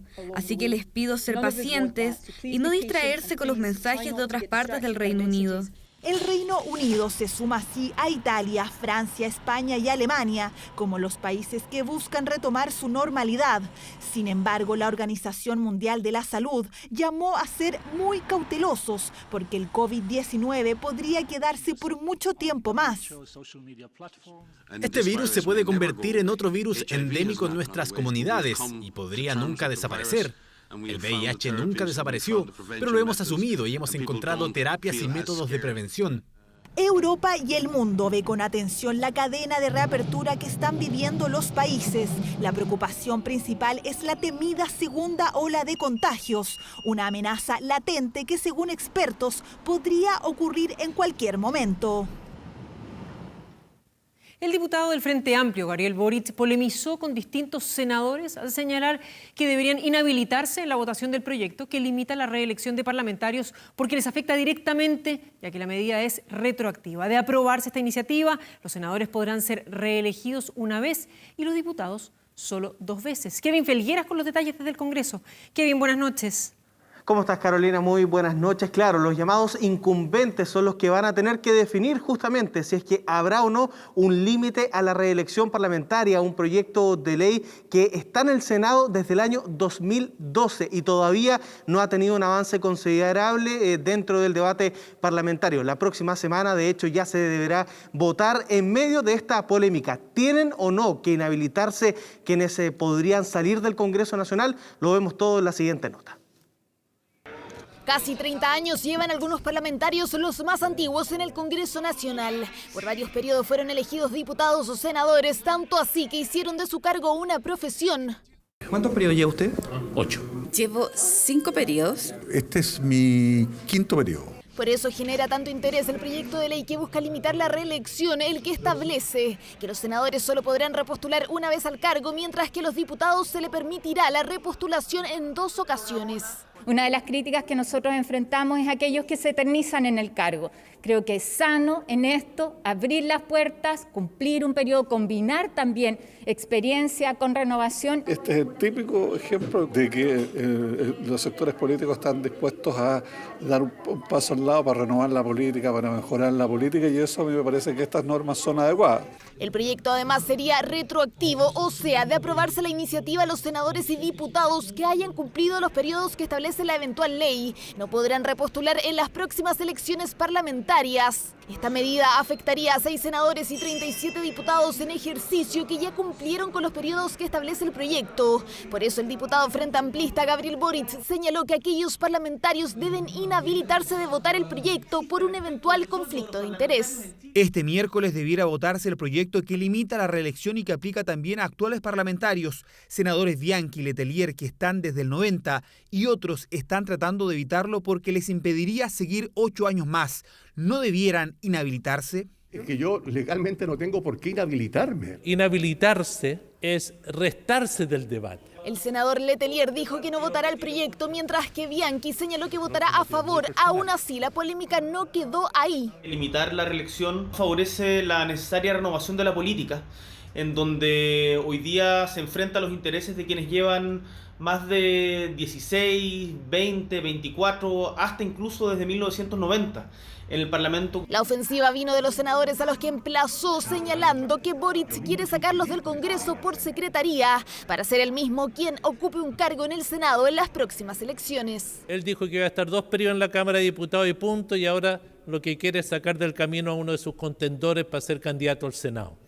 Él es incumbente. Tienen la más clara intención de poder ser senadores, y como ven que les resulta imposible hacerlo por la vía democrática, han hecho este proyecto donde ellos también son incumbentes. Inhabilitarse o no es el tema que se tomó el Congreso este miércoles, pero que tiene un gran problema según algunos. Si muchos senadores se restan de votar, se pone en riesgo el proyecto, que necesita un quórum de 2/3 de votos favorables para seguir avanzando en el Congreso. Por tratarse de una reforma constitucional, la no participación en la votación equivale a votar en contra, porque es una norma que para su aprobación requiere cumplir con los quórums que establece la propia Constitución. El proyecto de límite a la reelección parlamentaria debía votarse este miércoles, pero fue suspendido para discutir el veto ingresado por el gobierno por ingreso familiar de emergencia. Así, la iniciativa será votada el próximo martes en la Cámara Alta, tras 8 años en su segundo trámite constitucional. Un máximo de 12 años podrían estar los diputados y un máximo de 16 los senadores si es que se aprueba ese proyecto de límite a la reelección, que tendría características de retroactivo si es que no cambia en lo que resta del debate parlamentario. El proyecto que sí terminó su tramitación en legislativa luego de 6 años de tramitación fue el que va a regular la dieta parlamentaria. La va a rebajar, según dicen algunos y según esperan, por cierto, desde el Congreso Nacional. recordemos que se deja establecida en esta normativa no una rebaja numérica, sino que el Consejo de la Alta Dirección Pública va a tener un plazo de 30 días desde publicada la normativa en el Diario Oficial para establecer una rebaja transitoria y posteriormente un consejo que se defina a través de una ley orgánica constitucional lo tendrá que hacer de manera permanente por 4 años. Eso va a afectar a no solo parlamentarios, sino que también ministros, subsecretarios y al propio presidente de la República y a los cargos de confianza, cargos políticos, por cierto. Hubo declaraciones luego de estos 6 años de tramitación legislativa a los que se les pone punto final. Las pasamos a revisar. Nosotros seguimos insistiendo que debiese ser un 50%, esperamos que sea lo más cercano a ese número y lamentamos que congresistas de distintos sectores políticos hayan decidido decir que no pueden poner un número porque era un criterio técnico, pero cuando se trata de la gente humilde, la gente trabajadora, terminan diciendo que con 65.000 pesos es suficiente para poder tener los insumos mínimos. Es una decisión muy correcta que quizás se debería haber adoptado hace bastante tiempo. Creo que el procedimiento, que en definitiva ha quedado consagrado, es un procedimiento serio y responsable para los efectos de materializar una rebaja de las dietas, tanto de las autoridades electas como de los funcionarios públicos hasta los niveles de jefes de servicio. Se acaba entonces ese proyecto de ley, la tramitación legislativa. Vendrá ahora entonces la definición del Consejo de la Alta Dirección Pública para ver cuál será la dieta parlamentaria transitoria hasta que la defina este Consejo. Y lo último, contarles que durante esta jornada además fue despachado del Congreso Nacional el ingreso familiar de emergencia con el veto presidencial, reestablecidos los montos y también los 4,8 millones de personas que van a ser beneficiarias de este monto, que por cierto se va a empezar a pagar a fines de mayo de manera automática y a principios de junio para todas las personas que lo vayan a recibir. Kevin, muchísimas gracias por toda la información y quedamos pendientes entonces de lo que ocurra el martes de la próxima semana. Buenas noches. Buenas noches. Les queremos recordar que a partir de las 22 horas Televisión Nacional de Chile está autorizada para transmitir programas para mayores de 18 años. Revisamos más informaciones. Bueno, usted sabe, cuando las licencias son de 4 días, en la práctica solo se paga 1. Eso ya no va a correr, al menos en los casos de sospecha para coronavirus, según aclaró la subsecretaria de Salud. Además, explicaron el recorte en el descanso para quienes no se les confirmó la enfermedad después de un examen. Mire. Juan Cruz lleva 5 días sin trabajar. El viernes un compañero dio positivo, le pidieron tomar el examen, pero aún no consigue hora. Eso le preocupa aún más su situación laboral porque no tiene licencia. El empleador debe comunicarse con la Seremi de Salud para otorgar la licencia por el contacto estrecho. Pero de hecho me estaban diciendo que tenía que tomar unos días de vacaciones para pagar esos días. Yo le dije que no es justo porque yo no voy a sacrificar mis días de vacaciones por esto. Debe cancelar arriendo, cuentas básicas, pero con la incertidumbre si le pagarán estos días. Misma situación que Gabriela. Su esposo está sin trabajar del 8 de mayo, también por contacto estrecho. De licencia, nada saben. El ASH no le tomaron el examen, lo mandaron para la casa con telemedicina. Hasta el momento no lo llaman. No tenemos licencia, no tenemos nada. Y ahí está en la casa sin poder trabajar. Y esos días nadie los paga. Y ni siquiera una licencia, nada. Situación compleja, dicen, aún más cuando se enteraron de la reducción de 14 a 4 días de licencias médicas para casos sospechosos. Lo veo de manera injusta. Estoy perdiendo todos los días por algo que no es culpa mía. Es menos dinero, menos para comprar la mercadería, como uno paga las deudas y todo. Se trata de un oficio enviado por la Subsecretaría de Salud que cambia los criterios para entregar licencias por COVID-19. Juan, por ejemplo, lleva 4 días buscando hora, lo que cubre este nuevo cambio, pero sin contar la espera del resultado. Se notifica como sospechoso y demora un máximo de 4 días en tener el examen de comprobación. Esa persona, si ese examen PCR es negativo, no tiene sentido que siga una licencia por motivos de, insisto, cuarentena. En este escenario, solo quienes arrojen positivo después de realizar el examen tendrán cuarentena obligatoria. Para expertos, 4 días es poco ante la alta demanda y espera, aunque 14 días no se justifica al ser negativo. Quieren tener una hora, es muy difícil. Es posible que 4 días sea insuficiente y hay que extenderlo un poco más. Saltarse de ese límite a 2 semanas, 14 días, a mí me parece que es claramente excesivo. La entrega de licencias de 4 días será para todos. De dar negativo no hay extensión. De arrojar positivo se amplía por otros 10 días hasta completar la cuarentena. Ante las dudas, la autoridad sanitaria explicó que en cualquier caso la licencia debe ser pagada en su totalidad. En realidad uno no está pidiendo la licencia para ir a hacer cualquier cosa. Es por una cosa de prevención. Pues yo creo que nadie busca contagiarse. Deberían pagar los 4 días que corresponden, que ellos están dando. Si ese resultado sale negativo, se cumplen los 4 días y ya no tiene más licencia médica. ¿Y esos 4 días me lo tienen que pagar? Es posible. ¿Perdón? ¿Esos los 4 días? Sí, me los tienen que pagar. Así es. Dudas resueltas. La reducción de licencia a 4 días por sospecha igual se debe cancelar. Un alivio en medio de esta crisis sanitaria. ¿Será cierto, falso, impreciso? Ya estamos con Paulina Allende Salazar, quien ha estado monitoreando redes sociales, publicaciones que han generado impacto. Paulina, ¿cómo estás? Muy bien, muy buenas noches. La idea es que no nos confundan, así que vamos a hacer las revisiones de, sobre todo, videos que se han viralizado esta semana que no dejan de llamar la atención. Vamos al tiro con el primero. Esto salió en la televisión argentina. Más de 15.000 visualizaciones solo en Twitter. Esto es un canal conocido, es un canal de cable, uno de los más vistos. El canal de noticias, el C5N, sí. Así es. Sí. Y lo que dice Pablo Dugán, un periodista, no es nada más ni nada menos de que en Chile se está mintiendo con las cifras que se informan sobre los muertos COVID y que aquí se está haciendo trampa. Por favor, vea lo que dicen en Argentina y que ha generado revuelo. Chile es otro caso interesante para ver. No te guíes por la cifra de muertos de Chile, porque es una cifra mentirosa. Chile es uno de los pocos países que cuenta los muertos de manera diferente a lo que indica la OMS, a lo que hacen todos los países. Ellos no cuentan muertes que no tuvieron diagnóstico, no la cuentan como de coronavirus. No van a ver a una persona que murió de una enfermedad respiratoria, no van a hacerle el test, directamente la dejan enterrada como si murió de una cuestión bronquial o lo que fuera, o pulmonar. Entonces hacen trampa. Tiene Chile mucho más muertos que 294. La gravedad de las afirmaciones es tal que, como les digo, se encendieron las redes sociales porque es un periodista, porque es un canal de noticias conocido, relevante, y porque aquí muchos chilenos publicaron de alguna manera haciendo eco de que esto podría ser cierto y por eso nosotros lo revelamos. Por ejemplo, Marta Lagos, que es una mujer conocida en el mundo de la encuesta, Mori dice claramente, ¿vieron la televisión argentina? Urge corregir la cifra de fallecidos en Chile con el criterio de la OMS. Están mal medidos, nos están vilipendiando porque no sabemos contar muertos. Si esto es verdad, si Chile no está siguiendo lo que la OMS está pidiendo, es absolutamente grave. Pero espérate el argumento, o sea, no sabemos contar los muertos.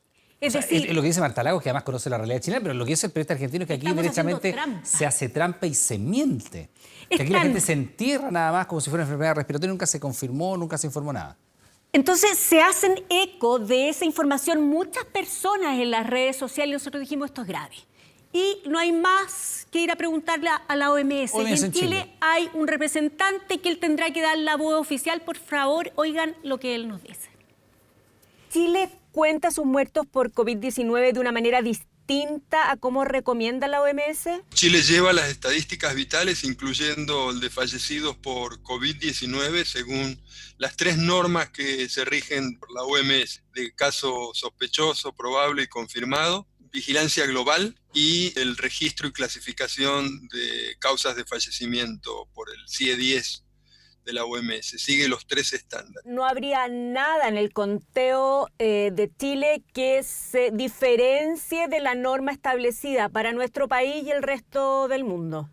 No, Chile tiene los niveles más altos de testeo en la región, tiene un sistema de registros que cumple con los estándares de OMS y es considerado en la categoría más alta de performance mundial. Todos los casos, tanto que fallecen con COVID como que fallecen por COVID, sean incluidos en la cuenta total. Lo que le traemos aquí es la voz oficial de la OMS. Eso es hoy día lo oficial. Si el día de mañana aparecen nuevos elementos y nosotros mismos investigamos, pero hoy día el ente controlador es la OMS y él es el representante de la OMS en Chile que está diciendo que ese conteo se está haciendo bien y que no se está haciendo trampa. Ahora, pese a todo lo que diga este tipo de autoridades. Hay información que nosotros quisimos insistir con respecto a las cifras, porque a mí me llegó este correo, a otras personas les han llegado similares y de alguna manera son suspicacias que dicen, ponen cifras. Por ejemplo, mire bien, aquí dicen en Suecia, en Irlanda, hay casos, están hablando de sobre 20.000 casos de personas con COVID-19 y ponen a Chile dentro de esa cantidad de casos. Esta información de días atrás. Y dicen, sin embargo, si tenemos una cifra parecida, ¿por qué ellos tienen muchísimo más muertos que nosotros? Y nos dicen, irónicamente, estaremos siendo muy suertudos, tendremos mucha fuerza y eso se instala. La sensación de que aquí el número de casos versus los muertos es muy distinta está instalada. Y la OMS es quien controla toda la información, no solo los muertos reportados, sino que llega mucha otra información desde el MinSal, desde Registro Civil a la OMS y ellos analizan la cifra. Y esto nos contestan respecto de estas diferencias que queremos que usted oiga. En redes sociales se comparan, por ejemplo, datos de países donde hay sobre 20.000 casos, como es en Chile, Suecia, Irlanda, etcétera, pero donde el número de muertos es mayor que el nuestro. ¿Eso tiene algo que ver con estar manipulando la cifra? No, si estás testeando solamente los casos graves, esa tasa va a ser alta.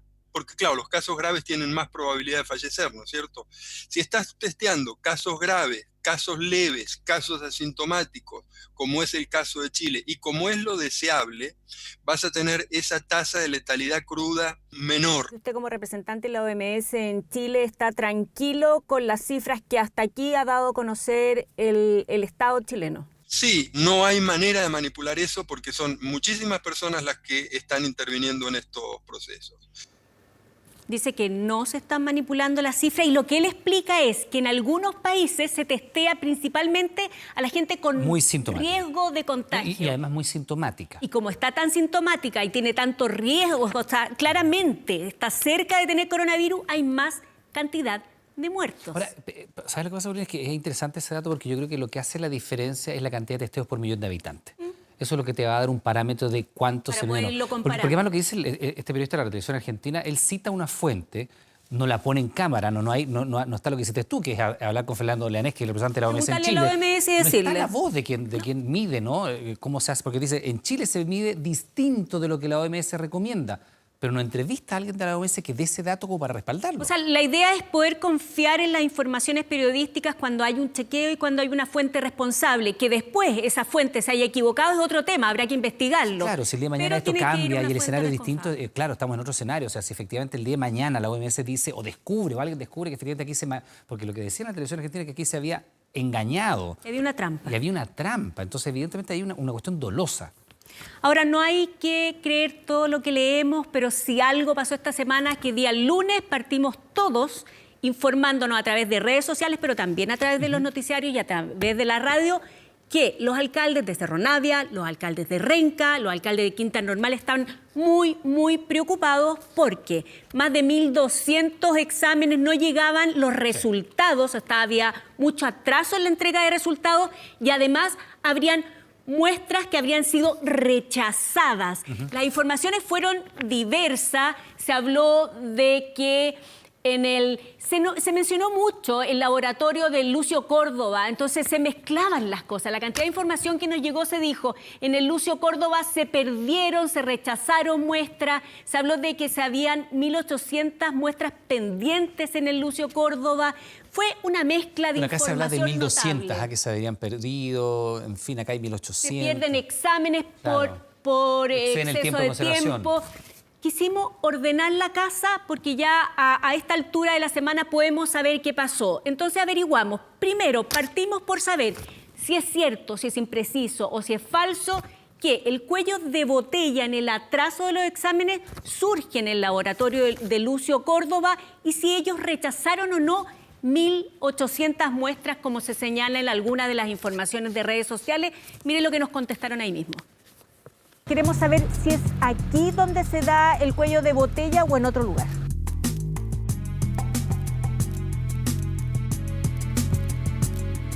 ¿Están sobrepasados? ¿Sí? ¿No? Estamos llegando al límite de nuestras capacidades, pero no estamos atrasando muestras ni estamos acumulando muestras sin realizar.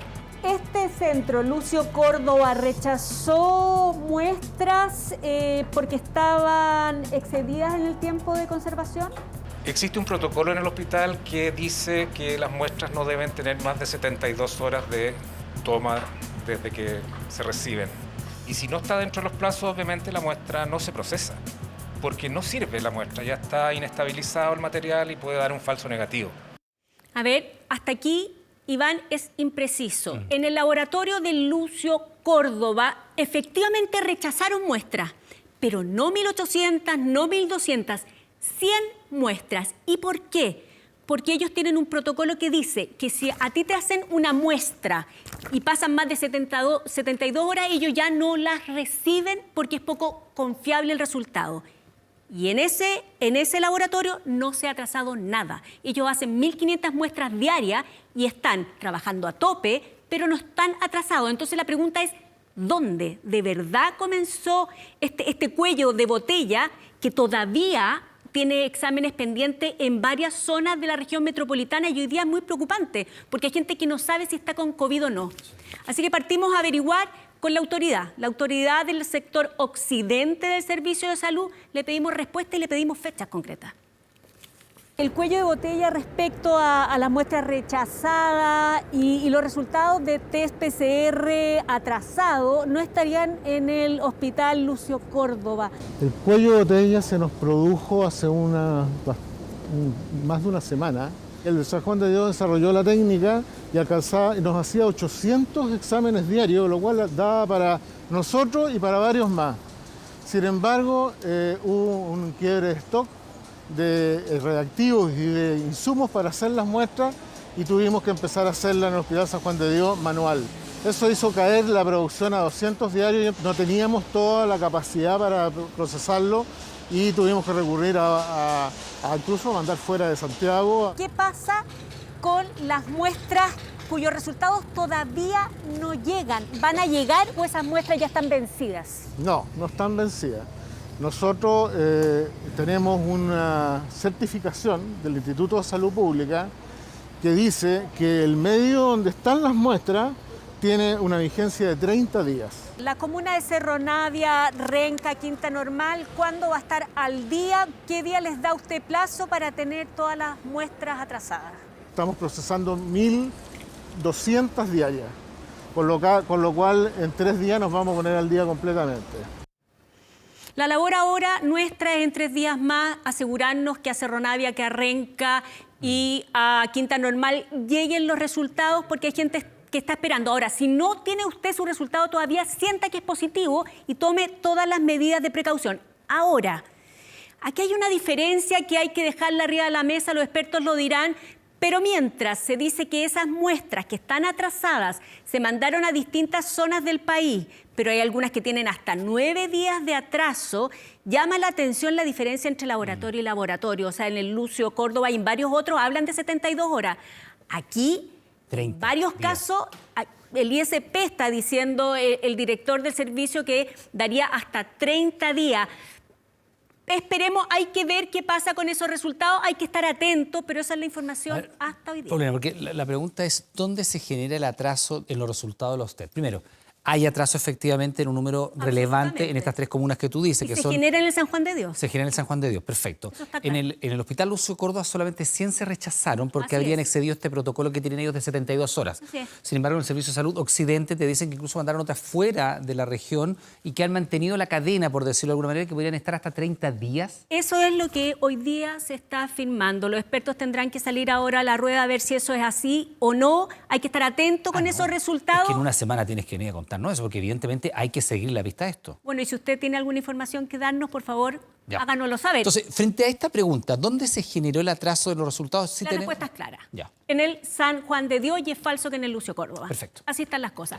Vamos ahora al tercer video que les vamos a mostrar, porque este sí que fue trending topic en todas partes, fue impresionante, en México, en Colombia, en Chile, en Perú, y se generó una discusión que no fue negativa, fue muy solidaria. Quiero que vean que es un video que tiene que ver con un bullying que le habrían hecho a un profesor universitario. Véalo para que sepa de lo que estamos hablando, por si no lo vio ya. Profe. Dinos. Profe. La remitencia. Dinos. Profe, no lo escucho bien. Dele CTRL F4 para activar el micrófono, por favor. Le doy CTRL, control y 4. Ahí. Oh,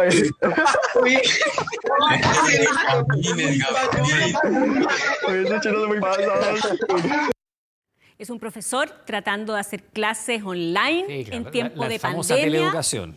Un hombre mayor, sí.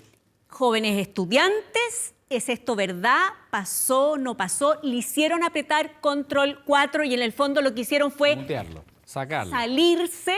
O sea, le hicieron pisar el palito y lo engañaron. Es verdad.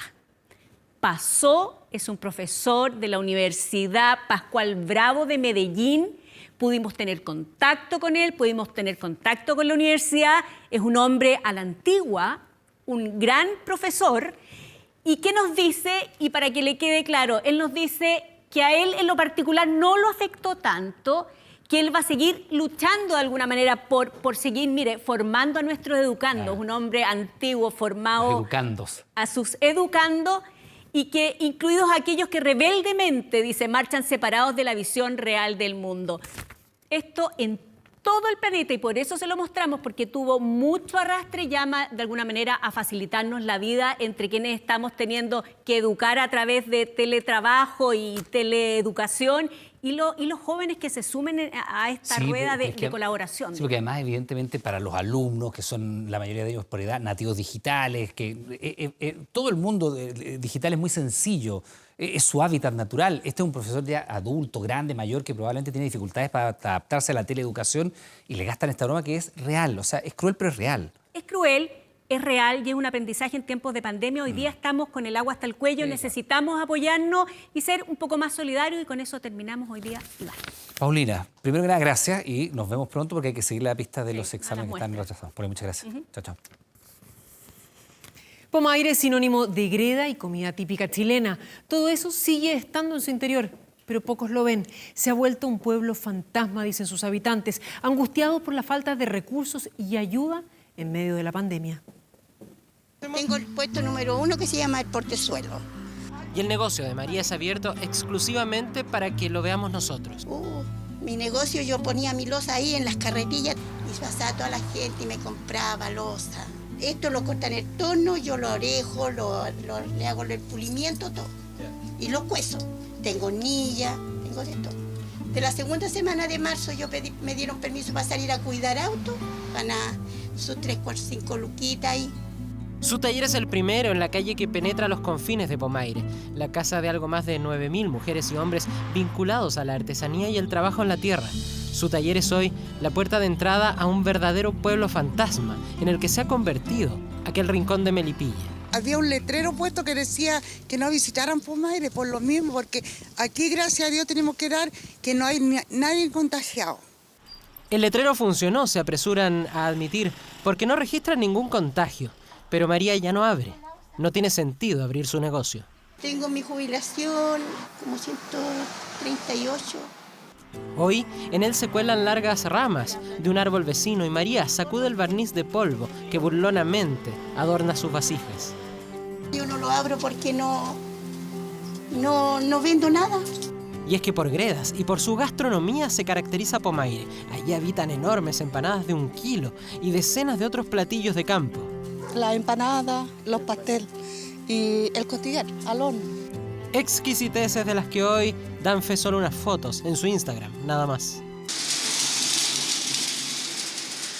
Esto es el restaurante, sí, al aire libre, porque a la gente le gusta eso. Carabinero dice que no podemos vender, pero así al paso. Pero no viene gente, ¿a quién le vamos a vender? Ha podido mantener el arriendo del local que no paga desde enero por el estallido social y luego esto. Los dueños se le han comprendido, pero su realidad es precaria y está al borde de volverse aún más. O sea, vive solo de los ahorros que dejó esto. Exactamente. Yo creo que hasta junio y eso. A 20 minutos de Melipilla, Pomaire ha vivido la bonanza de sus gredas.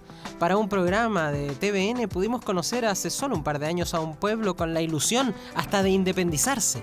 Esta sería nuestra casa municipal. ¿Acá serían los consejos municipales? Sí, porque acá hay un salón grande. Allí cuenta cómo se mantendría la comuna de Pomaire. Tenemos muchos fondos agrícolas que están alrededor de nosotros. Esto adelante ha sido para eso, para lograr ser algún día comuna. De eso quedan las calles, pero sus negocios están cerrados, sus visitantes desaparecidos y la vecina de entonces convencida hoy de que otras son las prioridades.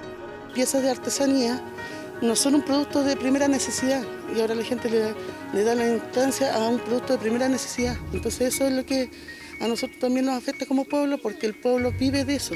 Los que ya han vivido harto se aferran a sus pensiones. Tengo mi jubilación de solidaria, ¿no? 130 lucas, 150 lucas.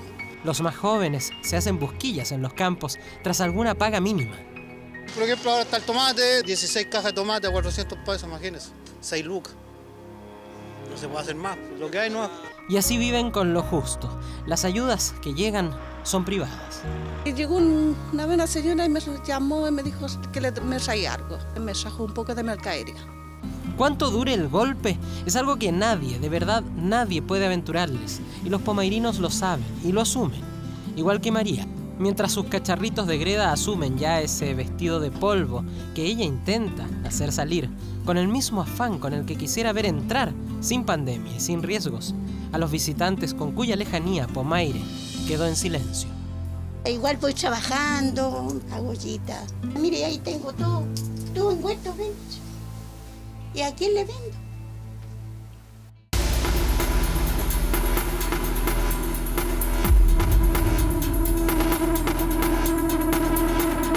La teleserie de trueques en el fútbol europeo continúa y ahora pone al rey Arturo no en el Inter de Milán, en la Juventus. ¿Sí? ¿Qué tal? ¿Cómo están? Buenas noches.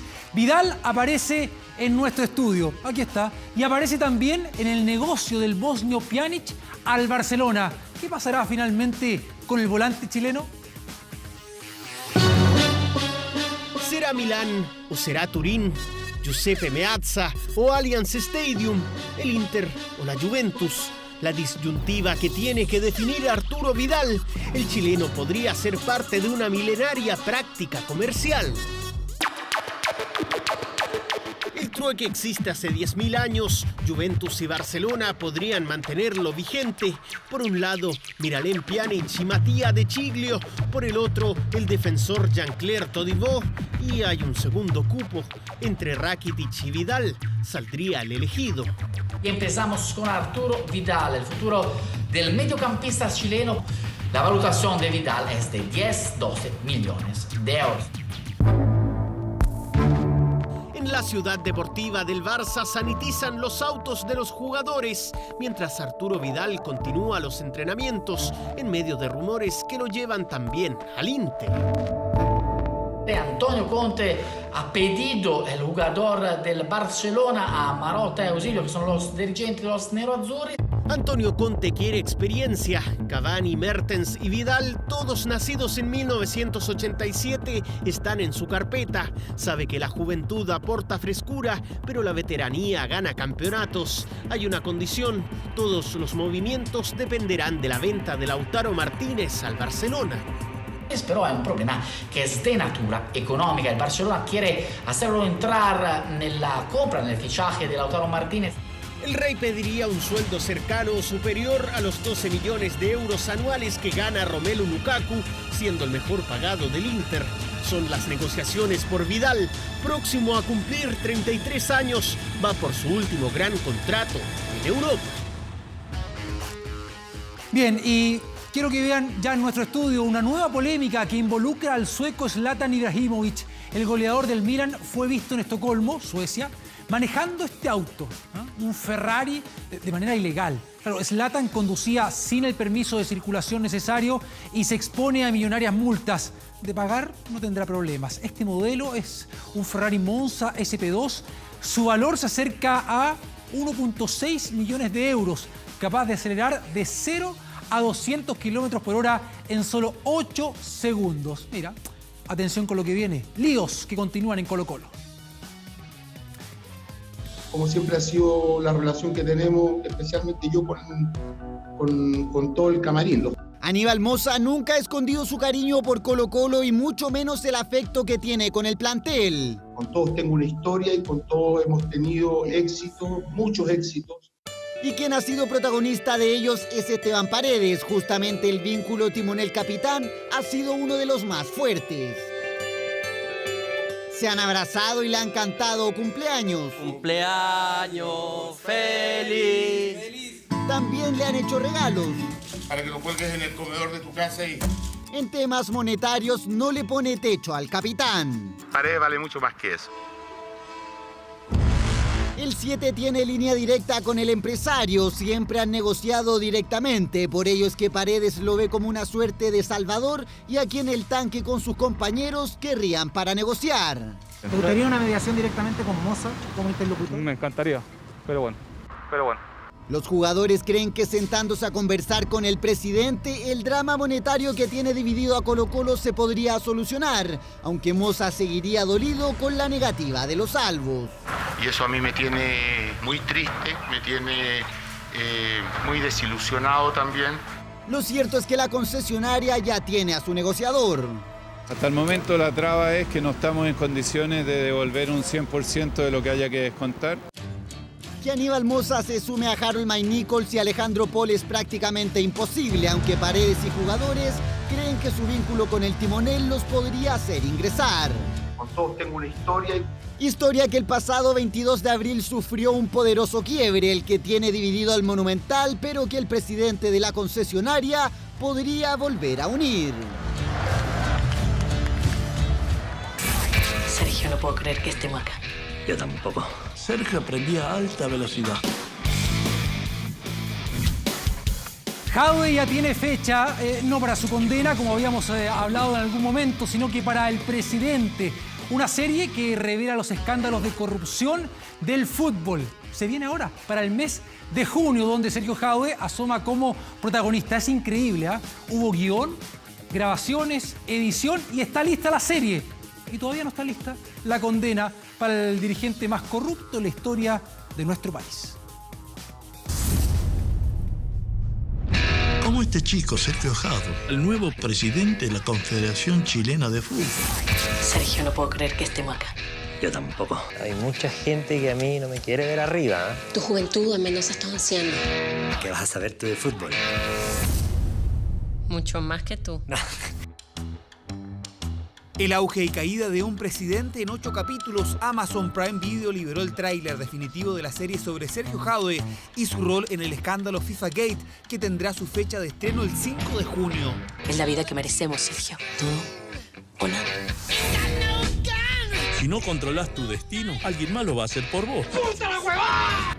El salto de la Calera a la ANFP y de ahí a la Conmebol, los vericuetos del poder que transformaron a Sergio Jadwe en un personaje clave del escándalo de corrupción en el fútbol. El personaje de Jadwe es sumamente atractivo desde un punto de vista dramático. Pensemos que es una especie de antihéroe. ¿Qué piensas, Jadwe? Serie que comenzó sus grabaciones en Chile hace un año y tiene un reparto estelar. Andrés Parra, el actor que encarnó al patrón del mal, Carla Souza, Paulina Gaitán y actores nacionales de primer nivel dan vida a esta producción que promete. Y creo que viendo el tráiler y los adelantos que se nos presentan, va a ser un éxito en Chile. Eso en la ficción, porque en la vida real Sergio Jadwe en Miami desde hace 5 años aún espera la sentencia de la justicia estadounidense, que ha aplazado su condena 9 veces. El calerano, que tiene libertad vigilada tras el pago de $1 millón, conocerá su veredicto en noviembre. Con 31 años llegó a la cabeza de la ANFP en una carrera tan vertiginosa como descontrolada. La historia, o al menos la ficción que refleja los años de poder de Sergio Jadwe en el fútbol, se conocerán en la serie El Presidente a partir del 5 de junio. A veces para ganar hay que perder un poco.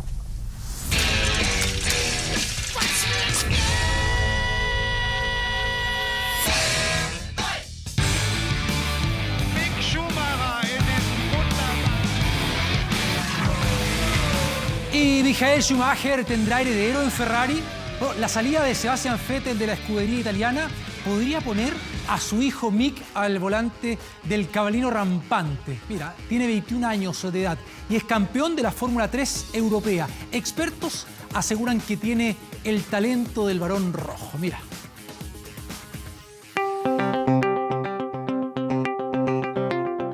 Poco queda de ese pequeño aprendiendo de su padre. Mick, el hijo de Michael Schumacher, ya tiene 21 años y por estos días ha sido el hombre que ha sacudido el automovilismo mundial. Hasta ahora tiene buenas cartas, es un Ferrari Junior, tiene todas las posibilidades. Ralf, hermano de Michael, sitúa a su sobrino en la carrera por llegar a Ferrari. La salida a fin de año del tetracampeón mundial Sebastian Vettel deja la puerta abierta para que el hijo de la leyenda alemana entre en su reemplazo. Mick ha demostrado que sabe conducir, de lo contrario no hubiera sido campeón de la Fórmula 3.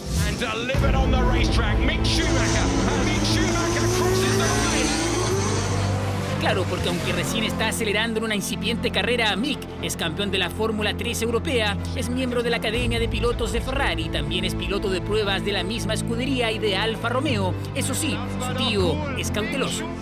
Hay que dejarle espacios, no hay que presionarlo mucho. Talent. Perfection. He will be a hero. He's my hero. Palabras dedicadas al hombre que revolucionó la Fórmula 1, porque nadie ganó más títulos ni carreras como él. Nadie cambió tanto la historia del automovilismo como Michael. Con Ferrari ganó 5 de sus 7 títulos mundiales. Ahora es su hijo, quien es considerado actualmente como la única promesa del automovilismo alemán, el llamado a continuar con la dinastía Schumacher. De él depende prolongar el legado y para eso sus motores tendrán que rugir tan fuerte como los de su padre.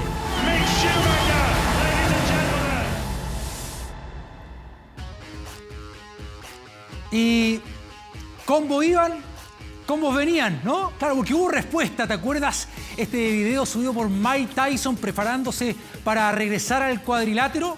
Bueno, ahora fue el turno de su histórico rival, Evander Holyfield, que tiene 57 años, quien también subió una secuencia donde entrena a toda máquina y señala que está de vuelta. Esto dispara rumores de una revancha entre dos leyendas del pugilato. Notable. Y atención con esta noticia porque la Asociación de Sumo de Japón anunció el fallecimiento de la estrella de esa disciplina profesional, Kiyotaka Suetake. El deportista de 28 años fue hospitalizado el 8 de abril en un centro médico de Tokio tras contraer el COVID-19. Finalmente, el joven deportista oriental perdió la vida por una falla multiorgánica. Ahí está, con esa lamentable noticia. Información, despedimos el bloque de deportes y ya continúa Carola Escobar e Iván Núñez con la información en 24 horas central. Buenas noches.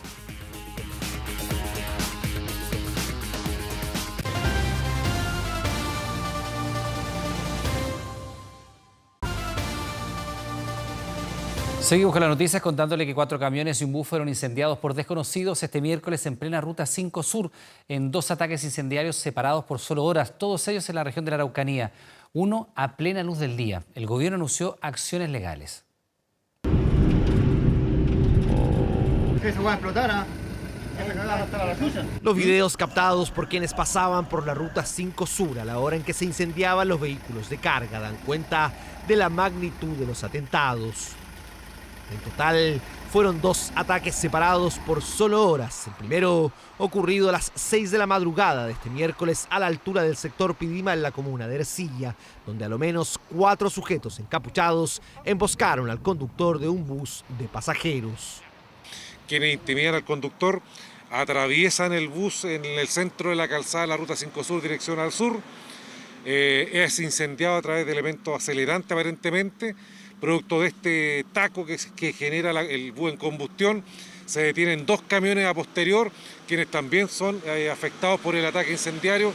Y fue así como el bus que trasladaba a trabajadores forestales y los 2 camiones de carga terminaron con sus cabinas incendiadas. No era la primera vez para una de las empresas transportistas. Ya lo había pasado una vez ya. Me pasó una vez, lo tomaron prácticamente, lo secuestraron. Tenemos buses, pero es con esfuerzo, es una familia, es el único camión que se tenía, así que no lo afecta mucho. Bueno, nos han pedido nosotros todos los conductores que pidamos al gobierno de una vez por todas nos entregue seguridad para nosotros seguir abasteciendo. Y si no, ellos están revisando seguir trabajando, porque hoy día la inseguridad es coronavirus primero, y segundo, hoy día la inseguridad de los terroristas que nos siguen quemando nuestras máquinas. Eso va a explotar, ¿ah? Más tarde, a plena luz del día y solo unos kilómetros más al norte, otros 2 camiones que trasladaban madera fueron incendiados a vista y paciencia de decenas de conductores que, atónitos, tomaban sus celulares. Efectivamente son 5 vehículos, 2 con daños menores, algunos totales, como lo estamos viendo aquí a nuestra espalda. Esperamos, ¿no es cierto?, poder determinar quiénes son los responsables de estas acciones lamentables donde hay hechos de carácter totalmente delictivo. Acciones legales que serán presentadas en las próximas horas en contra de quienes resulten responsables de estos 2 ataques incendiarios ocurridos en menos de 12 horas en la Ruta 5 Sur de la Araucanía.